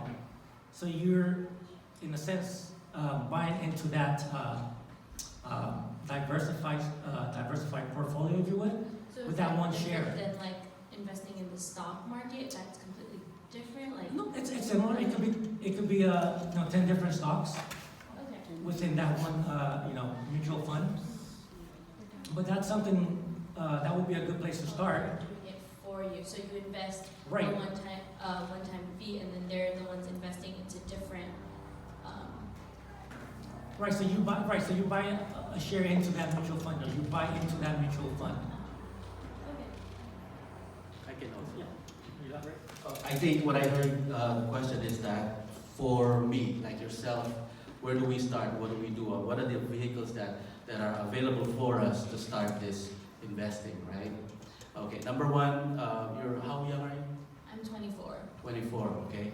You have what we call a long horizon, okay? Market fluctuations are always a big concern, but because of your age, that should not be a big factor because you have a lot of years you can afford to, as we may call it, aggressive. Because you're not going to touch that money yet until that certain point that you're going to need it, correct? One of the most effective vehicles, like Brother Armando says, for middle-income families are mutual funds. What are they? These are basically companies that we basically use on a daily basis. Companies that we're familiar of, like Apple, Microsoft, right? Procter & Gamble. These are the things consumers use on a daily basis. Those companies earn profit. And anytime you buy those companies, mutual funds put together those companies in one fund that we call it, and people like yourself, 401k people, full of investors, pull their money in. Money managers basically manage that money to your objective. Younger people, middle income, or middle age, or baby boomers, right? Depending on your objective. Okay, you'll understand this even more, and then you'll see those rates of return over time that will basically, in mutual funds, the reason why they're very effective is because in savings and bank you only earn one way, interest. With mutual funds, dividends, capital gains, capital appreciation. Okay, so my advice is start an account. What are these accounts? Like IRAs, Roth, or maybe traditional IRA. You can get those on banks. We can help you if you want. I'm a broker, we do that at companies. You can start, okay, at least with very few companies with $25, $50, $100, whatever's your comfort level. At least get into the habit of starting something and monitoring, learning to manage it 2 years, 3 years down the road, okay? But does that answer your question? Yes, thank you. So when you start in a mutual fund, like you said, $25, there's a chance that you can add up anytime. Anytime. Like you have $100, then you can add it up. Yes, you can do rollovers if you left your job or something happened and nobody's managing it anymore. Now you have the ability to not only learn it but manage it also. It doesn't have to be just monthly thing. It could be like one-time lump sum. Or would you say they can open up an account on a discount brokerage firm You can do that. like TD Ameritrade, and there's a whole lot of those Yes. that only require like $100 to open up an account, and you start buying mutual funds from there. And even simple things like Acorn. Yeah. So simple. Another one is better. I mean, Yeah, there's you'll they're cheap. start to see that money grow. I mean, you just, take $10, I say, a week or a month, whatever you want. Your comfort level is, put it in there, and you're gonna start seeing that thing grow. Because what they're doing is on the back end, they're investing that money. So, Anyone else? Out of all the Kevin, yes, sir. out of all the methods of that you guys know, what would be the best method you would give to anyone in their 20s to 30s, like on how to basically save? Like, what's your preferred method? And like you were telling to Jalen that one method, and Acorn, or I mean, I don't know, like in your preference, what would be the best method that you would like give us to start, like kind of starting up? Because I don't know, you also said that like dividend somehow. I could take a shot at that one real quick. Okay, number one really is knowing your objectives. What is the purpose? What is the purpose for the savings? Right? Some people for retirement, very general, but there are also, reasons for college planning. It always starts with a goal. What is it? And then we're going to go ahead and tackle it. Obviously you're going to start today. How long, are you looking to, accomplish that goal? So that we can show you, what kind of risk you might be willing to take. There's two things you can do is that, if you don't want to take a lot of risk, put a lot of money and take less risk. Or put a little bit of money and take a lot of risk. Again, depending on your goals. Did it answer your question? Yeah. Let's say like you are. CJ. Let's say you are getting married. You want to use the microphone? Can you repeat that again? That first part? Would you rather have a big wedding or just save up for like a house or something instead of a big wedding? Pastor can answer this. Okay, I'll help you. Pastor, take it away. Did I get you right? Instead of spending too much money in a wedding, just save that up? Yeah, for like a house or a future investment. You're asking. Any of you? Okay. Okay, here's one thing about the wedding, and I know the pressure. We Filipinos are pressurized with comparative lifestyles. What I mean is, you want to show that you could have a good, grand wedding. So you spend, how much an average wedding expenses nowadays? Between $15,000 to $20,000. $15,000 to $20,000. You put in an investment like that.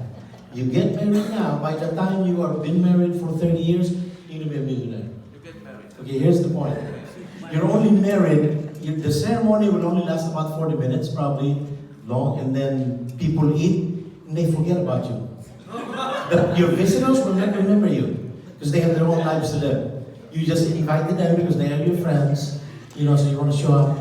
Get married in the simplest way, and if you have saved up for that marriage, you're going to be thanking the Lord that you didn't spend that much 30 years from now.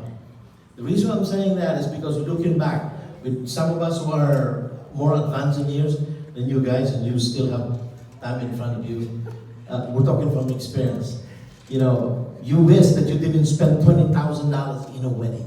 You would have saved that up in an investment, and then when you're about 40 years old each or 50 years old, you could enjoy the dividend of that investment. So what's a wedding anyway? You just have to say, I do. And then the pastor will pray for you, sign the papers, and you're on your way. It's done. Okay, go to a restaurant with the principal sponsors. Count come to pastorate, enjoy the food, and that's it. It's all done. Now, I know it's very hard because you have parents and you have relatives that will say, oh, what will people say? What will people say? If you don't spend, they will say you are stingy. Let them say that you are stingy. It's not their lives, it's yours. Okay? I don't know, anything you could say more? No, yeah, so you get married simple, like the pastor said, right? And 30 years from now, when that investment grows, then you give her the big wedding. So you tell her, in 30 years, I'll give you the big wedding. Yeah. Yeah, there you go. On your 50th wedding anniversary. Right. Sister, you got a question? Sis.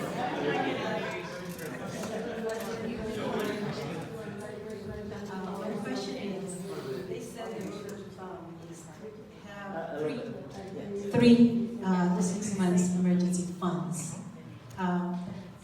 If you have the funds, where can you put the funds to work for you that's easily accessible besides money market? Okay. So, the emergency, okay? Usually you just put it on a savings. Yeah. You just, or checking that something happens, your car breaks down, it's right there when you need it in an ATM. It's not going to earn anything, but it's going to be there when you need it. The second one, maybe an income fund. Very conservative investment, maybe just bonds or something like that. It's not as aggressive as being in stocks. But again, you have the emergency. That's the first access, and then the second one would be like very conservative, like maybe bonds or a mixture of money market into that. It really depends on you. My question is, if you have the funds for the 3 to 6 months, rather than leaving it on the savings or money market, is there any other way that you could invest it that is very accessible to them? Mutual funds are very accessible. By law, you have if you needed that money in 2 to 3 days, if you have an automatic deposit or draft in your account, if your company have the ability to go online and do what they call a redeem. In 2 to 3 days after you submitted that, it should be back in your checking account.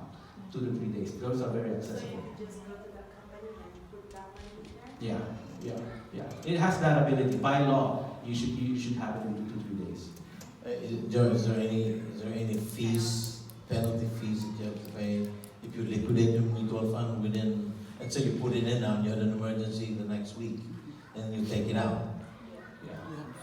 Again, there's 3 fundamental accounts. Okay, one is for retirement. Usually there are IRAs. If you withdraw them before that age, which is 59 and a half, there are penalties, right? But we don't recommend emergency and short term into those, So there are fees on mutual funds. Yes, there are, but there are also lesser fees on very less aggressive, like bonds. Very, very minimum.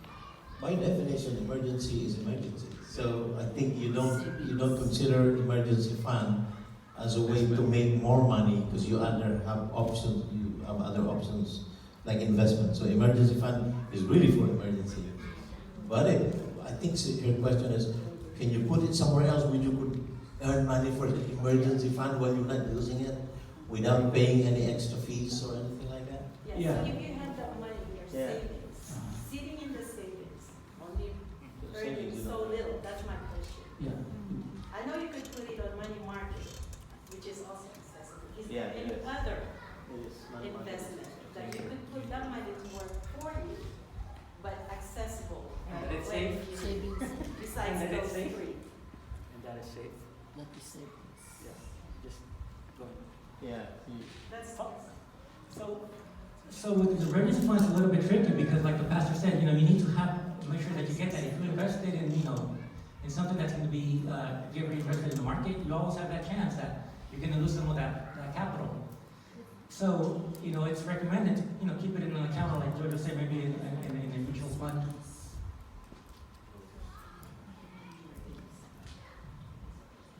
I don't know that. Because emergency, you want it to be liquid. You want to be able to access it right away. I have an uncle.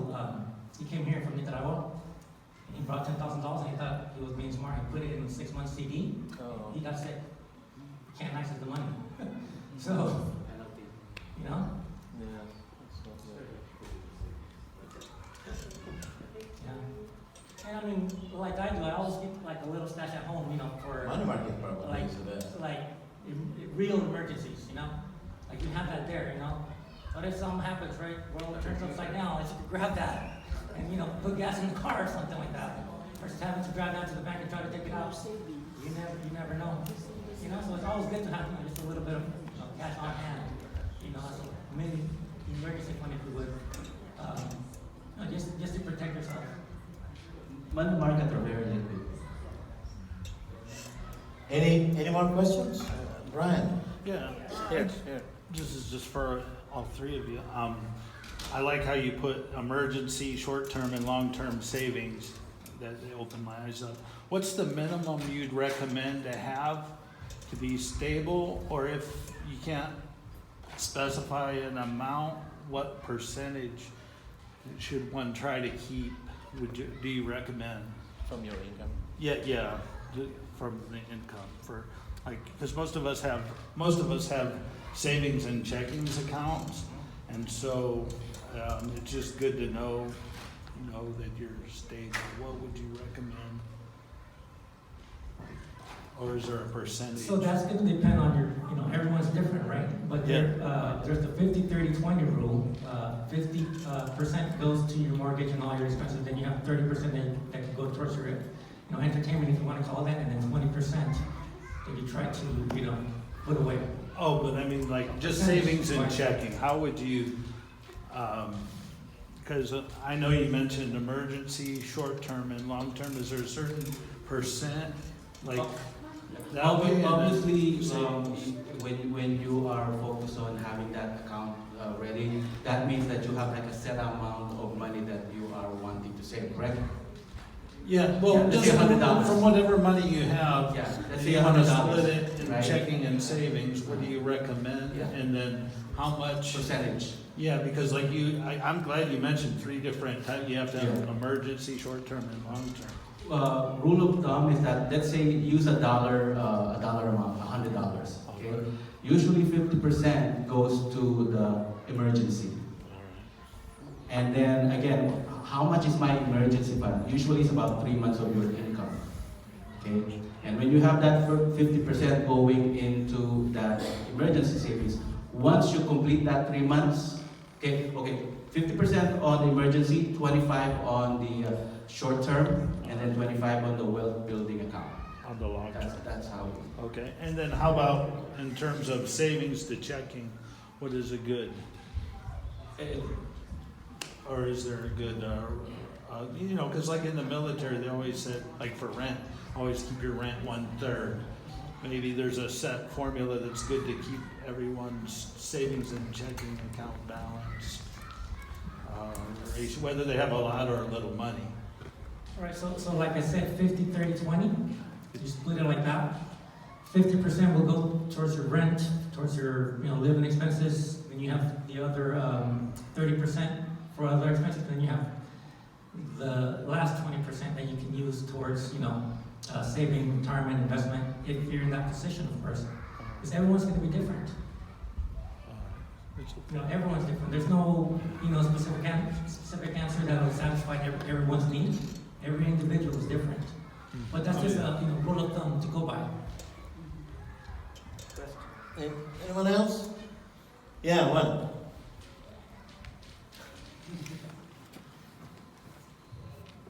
So for like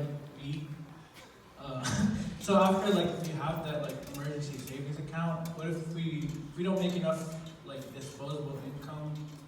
Like should we focus on like maxing out maybe like our IRA first, or like should we go straight into like investing? Like when we have money to invest, like where should we prioritize first, and then like, does that make sense? It's after you paid your bills? No, I mean like with the money you have left over, right? Yeah.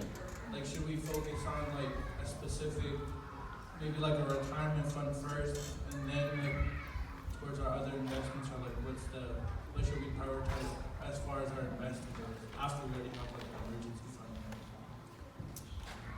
So, you have you have a 401k to work in those benefits, or? Hypothetically. Yeah, like when you already have that in place. So you have an emergency fund, and what do you do with the rest of the money that you have, basically? What do you do with it? Yeah. Do you have a savings account? Yes. Your short-term account set up and everything like that? Uh-huh.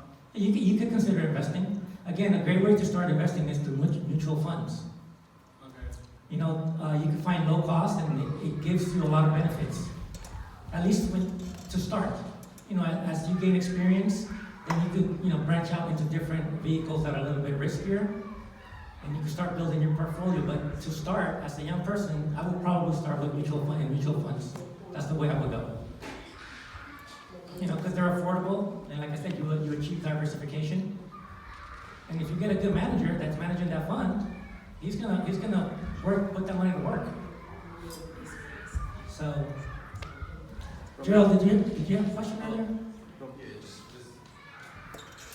Just real quick, two-part question. Where should we be, our tithes? Should we be giving out of our gross income or net?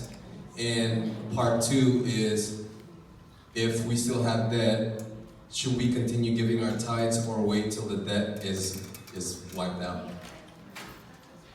I'm gonna pass it. Or same time? You know what I'm going to say, right? What do you want me to say? Tithing principle is probably, it's Bible. It's God's word. So me and my wife practiced tithing for as long as I could remember. In fact, last year we increased our tithing again. And I told my wife, let's do it. The Lord has been so good. See, tithing is insurance for the 90% that God is allowing you to enjoy. The Lord said, bring ye the tithes into the storehouse. So the tithe is 10%, 90% is yours. The Bible is very significant with numbers. So why is it 10? So I studied the numbers in the Bible. 12 is a number of government, like 12 tribes, 12 disciples. 10 is a number of deliverance. So when the nation of Israel was in bondage, the Lord sent 10 plagues and they're out. So 10 commandments was sent to deliver them from ignorance of God's rules and regulations. So the tithe is a deliverance from poverty. How do we know that? The Bible spoke in Malachi chapter 3 verse 10. Bring you the tithes into the storehouse and see, I will not open up the windows of heaven and pour you out a blessing. There's no room in your house to contain it. I could testify personally for many, many years that I know that one of the reasons why I'm enjoying some blessings I'm enjoying now is because we made it sure that God is number one in our finances. Amen. It doesn't matter if that amount could be used in something else, we're not going to use it there. We're going to put it where it belongs, and that's in the safekeeping of God. So, when you give your tithes, you are actually ensuring the 90% that God allowed you to enjoy. That's God's covenant with you. So your question is it from the net or from the gross? The Bible doesn't say anything. Okay, the Bible doesn't say anything. It's up to you. It's up to you and your relationship with the Lord. It's up to you. The Holy Spirit will bear witness with you. So when you start practicing your tithing, do not practice it alone. Especially if you're married, talk to your wife and talk to your husband. Because your wife might find, so you're supporting someone else with 10%, who's that? The church. Okay, there you go. Talk to each other because a commitment like that requires a unity between a husband and a wife. We just talk to each other, pray to God, and the Lord will make it clear to you. I know of someone that gives 90%. You know his name? Yeah, Rick Warren. Here's what happened to Rick Warren. He came up with a book, a very simple book. You know what that book is? Purpose-Driven Life. Anyone could have thought of writing that book. It's very simple. You know when the Lord entrusted it to him? This is what he said. I attended his seminar one time, and exactly this is what he told us. He said the Lord knew he could entrust me with material wealth, so he gave me that privilege of writing a book. That book sold 420 million copies at $15 each. And he gave 90%. He would still have $50 million for himself. He said, anybody would have written a book, but we typed it long before that book came into my mind to write. And the Lord saw that. So when God sees your sincerity, do not measure the Lord with regards to that. Don't measure God in your area of giving. Don't be like Peter. Peter said to the Lord, Lord, we left everything. What do we get in return? He's a businessman. He said, okay, I left everything for you. What do we get in return? And the Lord said, you're going to get 100% of what you have given in the kingdom of God, in this life and in the world to come. So that is debatable. I'm not going to tell you whether we give from gross or net, but it's talk to your wife and then pray to the Lord, and the Lord will make it clear to you. Okay? Yeah, Sister Andy. I have something to share Yes, about. go ahead. I have something to share about the tithes. Way back in 23 years, we stayed in Brunei, and we stayed in a church, which is, our pastor is a Chinese. And he teaches us that TOGS, TOGSS. This is what you will, don't forget this to every member. The first T is the tithes. Then the second O is the offering. And the second G, the third is G. Then the SS. The G is giving, the S is saving, and the last is spending. That is what you should do as a Christian. You pay your tithes first. That's what the pastor said. God asked us only 10%, but you can make it more.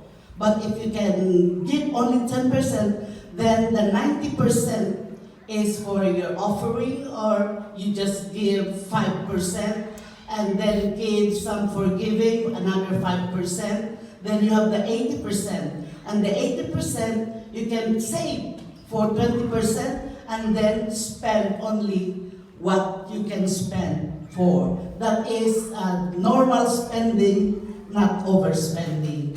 And your spending too, you can, in your savings, you can put your finances, what you call this, investments. That is what only we have. And I always remember that. And we do that in our lives. And because we do that in our lives, now I am already 65 years old. My husband is 66. We came from Brunei after 23 years in 2014. When we get back to the Philippines, we paid all our mortgages, our mortgage in the house, we paid it all. And then on the 2015, we pay our car, so we are debt free. When we came here to US, we have some savings that we bring for our beginning. And now we're starting again. And that's, I give glory to God for His goodness, His faithfulness of His word. And it works for us. And maybe it will work also for you. God bless you. So anytime I hear the word debt-free, I want us to clap our hands. That's a good thing. Anything that is debt-free, that's a good thing. Okay, any other question? Any other question? Romel? Here. No? Okay. Going back to Joe's question about debt and investing and all that, if you're currently in debt when you're currently investing, knowing that companies will match 1 to 5%, would you stop your investments and stop? You're talking about 401k?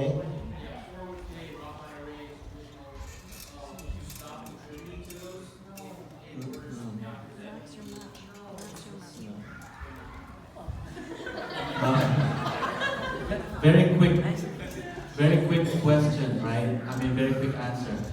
Anytime they give you free money, take it. Build it. Yeah. Take it and build it.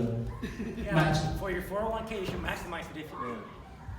Because that's how you make the most, especially if they're matching it dollar for dollar, as some companies do. You take advantage of that. Did I answer your question? Good. Just keep on Yeah, don't stop keeping it. on with your 401k. That's a good Yes, one. do not stop it. Oh, yeah, 'cause Here. You need a microphone. You mentioned earlier, like, for example, like the emergency fund, it should be easy accessible, right? So like for that and other types of savings, because it should be easy accessible, would you recommend like putting those immediate savings into the bank or keeping it somewhere safe, in cash, something like that? What do you guys think about that? Emergency fund? Yeah, like immediate savings, like emergency or something like that. Yeah. I guess it's accessibility is the word there, right? Okay. You can do both. I mean, there's no such thing as non-risk, right? Even if you just leave it at home, what if the house, for example. you get robbed? Don't put it in your How pillow. easy it is now with cards that you can use, that everybody just able to use that. Yeah, bank is a good. Yeah, If you okay. have it in the bank, unless you're getting a little bit, Yeah. getting some Don't sense. keep it in your house. You know, with regards to credit cards, also, you guys can get those secured credit cards. Like if you guys $500, right? You're sitting around and you want bill credit. You don't have to go and apply for a credit card. You go to your bank, you put $500, and you say you want a secured credit card. Those $500 now become your credit card. So you're spending your money. And as long as you pay it regularly, it works just like a normal credit card. It builds your credit, but you're using your own money. Okay, yeah. Secured Credit card. secured credit card. It Yeah. builds that trade history. Yeah. We have food at 5 o'clock, so don't worry. Any other question? Dancing at 6. Okay. Oh, before we forget, we've talked about making sure that, we issue a challenge and take away from this, is that number one, you write down your goals, whatever they are, whatever the situation, or you're getting married, you're married already, everybody has financial goals, you make sure you write them down, of course, pray for them, and if you have questions, they're right here. Yeah.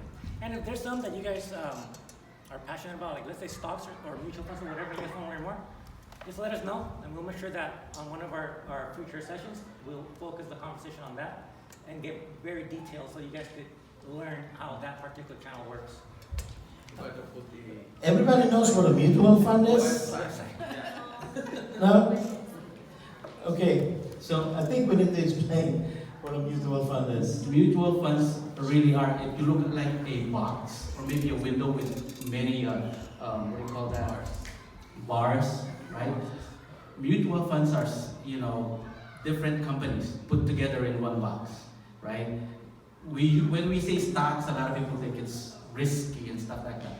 They're nothing more than a company. Coca-Cola, Pepsi,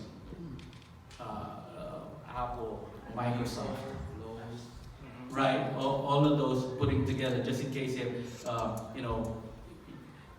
you have Apple's not doing well in 1 year or one period, guess who's gonna do? If one is not doing well, guess who's gonna do better the next one? So it's different companies putting together, being managed by professionals, not us. Thank goodness, not us. It's professionally managed. You hire those people to grow that money, and we're gonna talk about how they start. Apple started. There's what you call like small cap, mid cap, large cap. What they really mean is that it's a new company developing their products and their how they're known in the market, right? But there are companies already like what companies are solid now? But even banks, Chase, right? Those are like multi-billion capital companies that they're really hard to fail, and that's why you get your stability on your. So we're gonna talk about that. The more risk you take, right, the more potential earnings. The lesser risk you take, the lesser, because they're solid. Well, okay, but you want a practical explanation of what a mutual fund is? A mutual fund is, let's say 10 stocks. So 10 stocks grouped together is called a mutual fund. It could be thousands of stocks, but we're explaining it in a simpler term. So 10 stocks. Here's the benefit of a mutual fund. You hear stocks saying, oh, stock goes up, goes down. If you buy one stock with your money and that stock goes down, you're dead. So what the mutual fund does is if one stock goes down and three stocks go down, and 7 is still stabilized, it balances out what you lose with the 3 stocks that went down. So that's what good with mutual funds. In other words, diversification. You have diversity of companies in one mutual fund. So when you buy a mutual fund, you're not just buying one stock. You're buying a group of stock in one group, managed by hedge funds. They call it hedge funds, and those people invest. They know how to manipulate those stocks within the funds. So you are safe in that way. Don't buy one stock, even though you fall in love with one stock, because one stock will go down, and if you have $10,000 there, your $10,000 is down in smoke. Well, mutual fund, historically speaking, correct me guys if I'm wrong, since the stock market went down in 1929, it made 10% a year, every year. Average return of stock market is 10% every year since the stock market went down in 1929. That's a pretty good return. And you realize that return in a mutual fund. And those people know where to put it. So if you buy a mutual fund, you could sleep well at night and not worry about my stock going down, because you have a group of stocks in a mutual fund. So that's what's good with investing in mutual. A lot of companies, 401ks, SEP, IRS, they're involved in mutual funds, all of them. They actually depend on the performance of mutual funds in the stock market in New York. Typical minimum mutual fund company has about 50 companies in one fund, up to 200 companies. That's small.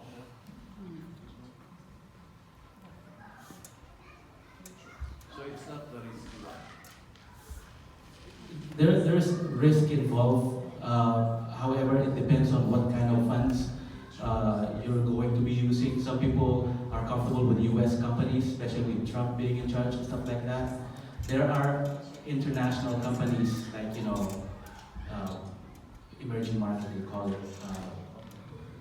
There's many kinds. Many kinds. The more you go out, the more risk you take. But I personally, tell people that if you're not really comfortable yet, start with solid companies like U.S. companies. You can rely on them, and they're very cheap. So like we said, this is just the beginning, and there's a lot of interest in this thing. And one of the things that we would like to do is, we would like to help our people. We're not going to sell any product around here, but we're helping our people be educated with how to do stewardship with the things that God has given us. Okay, so right. Any other questions? Sis. What are the annuity companies? Annuities are basically insurance products. What are they mostly used for is, it's nothing more than a social security pension, basically. It's just that it puts you in control. So annuities are, since they are insurance company products, they secure your principal, and they give you a lifetime income. And so, but they do charge. If there's 2 types, fixed annuity will give you a set amount of interest, where small. There's variable annuities. It's involved in the market. You don't know if it's going to go up, it's going to go down. But there are companies out there that offers riders. Like you're buying it, making sure that no matter what happens to the market, your value or your income will never go down in value. Annuities are not liquid. Annuities, there's 2 kinds.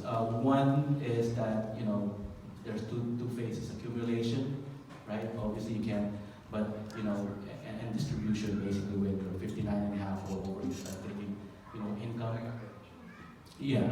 So the two phases you have a choice. You want to rest there, and they're more they're pretty much retirement accounts and stuff like that. A lot of people's biggest concerns about it are the fees. You do pay for what you get, like protection, lifetime income, and things like that. But there's regular annuities that, you know, there are no fees, but little. Are they also a good investment? Yeah, they could be. Again, depending on what your goal. Some people are afraid to lose their principal. Those are very good, you know, very good vehicles to protect your principal, your hard-earned money. Yeah, you can do that. Usually there's two entities that can protect your money, your principal. Number one are banks. Number two, insurance companies. Yeah, Jalen. Is there such thing as being too young to invest into life insurance? Like, what The question is that, is there... Here, use the microphone so they could hear you at the back. Is there such thing as being too young to invest into life insurance? Very good question. Andy, what do you call experience on that? Let's take a look at a life insurance. What is the purpose? If somebody is relying on your income, and if you die prematurely, that income goes away.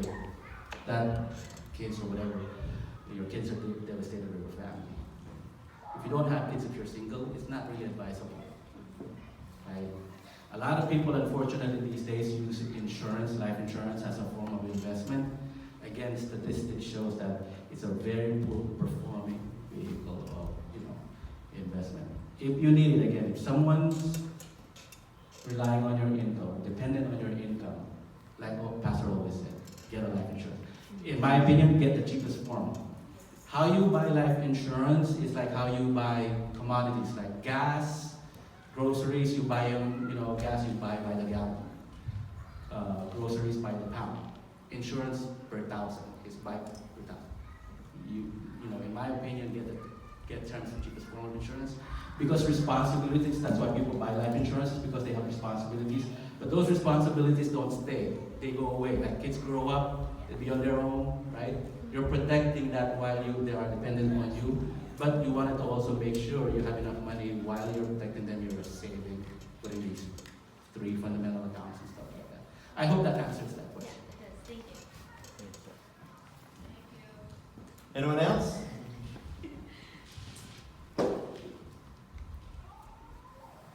Well, I guess. If there's anyone here, young folks that wants to start a company or is thinking of starting a company, ideas of Yeah. how Anyone to get wants to those, start a company? those juices flowing, come talk to me. Yeah, he's involved in Venture capital. venture capitals. Okay, let's all stand up. Thank you. Let's give them a big hand. Hopefully, this opens up an interest in each and everyone, especially the younger generation, to think about the future early enough and not wait till you're 50 or 60 years today.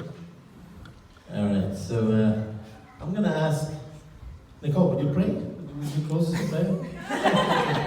All right, thank you, Lord, for this wonderful time of this very important information that all of us, whether we like it or not, are involved because all of us are being given that stewardship of money, finances, or anything that sustains our lives. Help us to be wise, give us wisdom as we deal with these things because you want us to be good stewards. And when we are found as good stewards, then the blessings start coming in. So I pray for your blessings on each and every one of us. May this be a start of a continuing conversation on how we could be good stewards of your blessings in our lives. We give you all the glory, all the praise, and all the honor. This is our prayer in Jesus' name. And everyone say, Amen. You could wait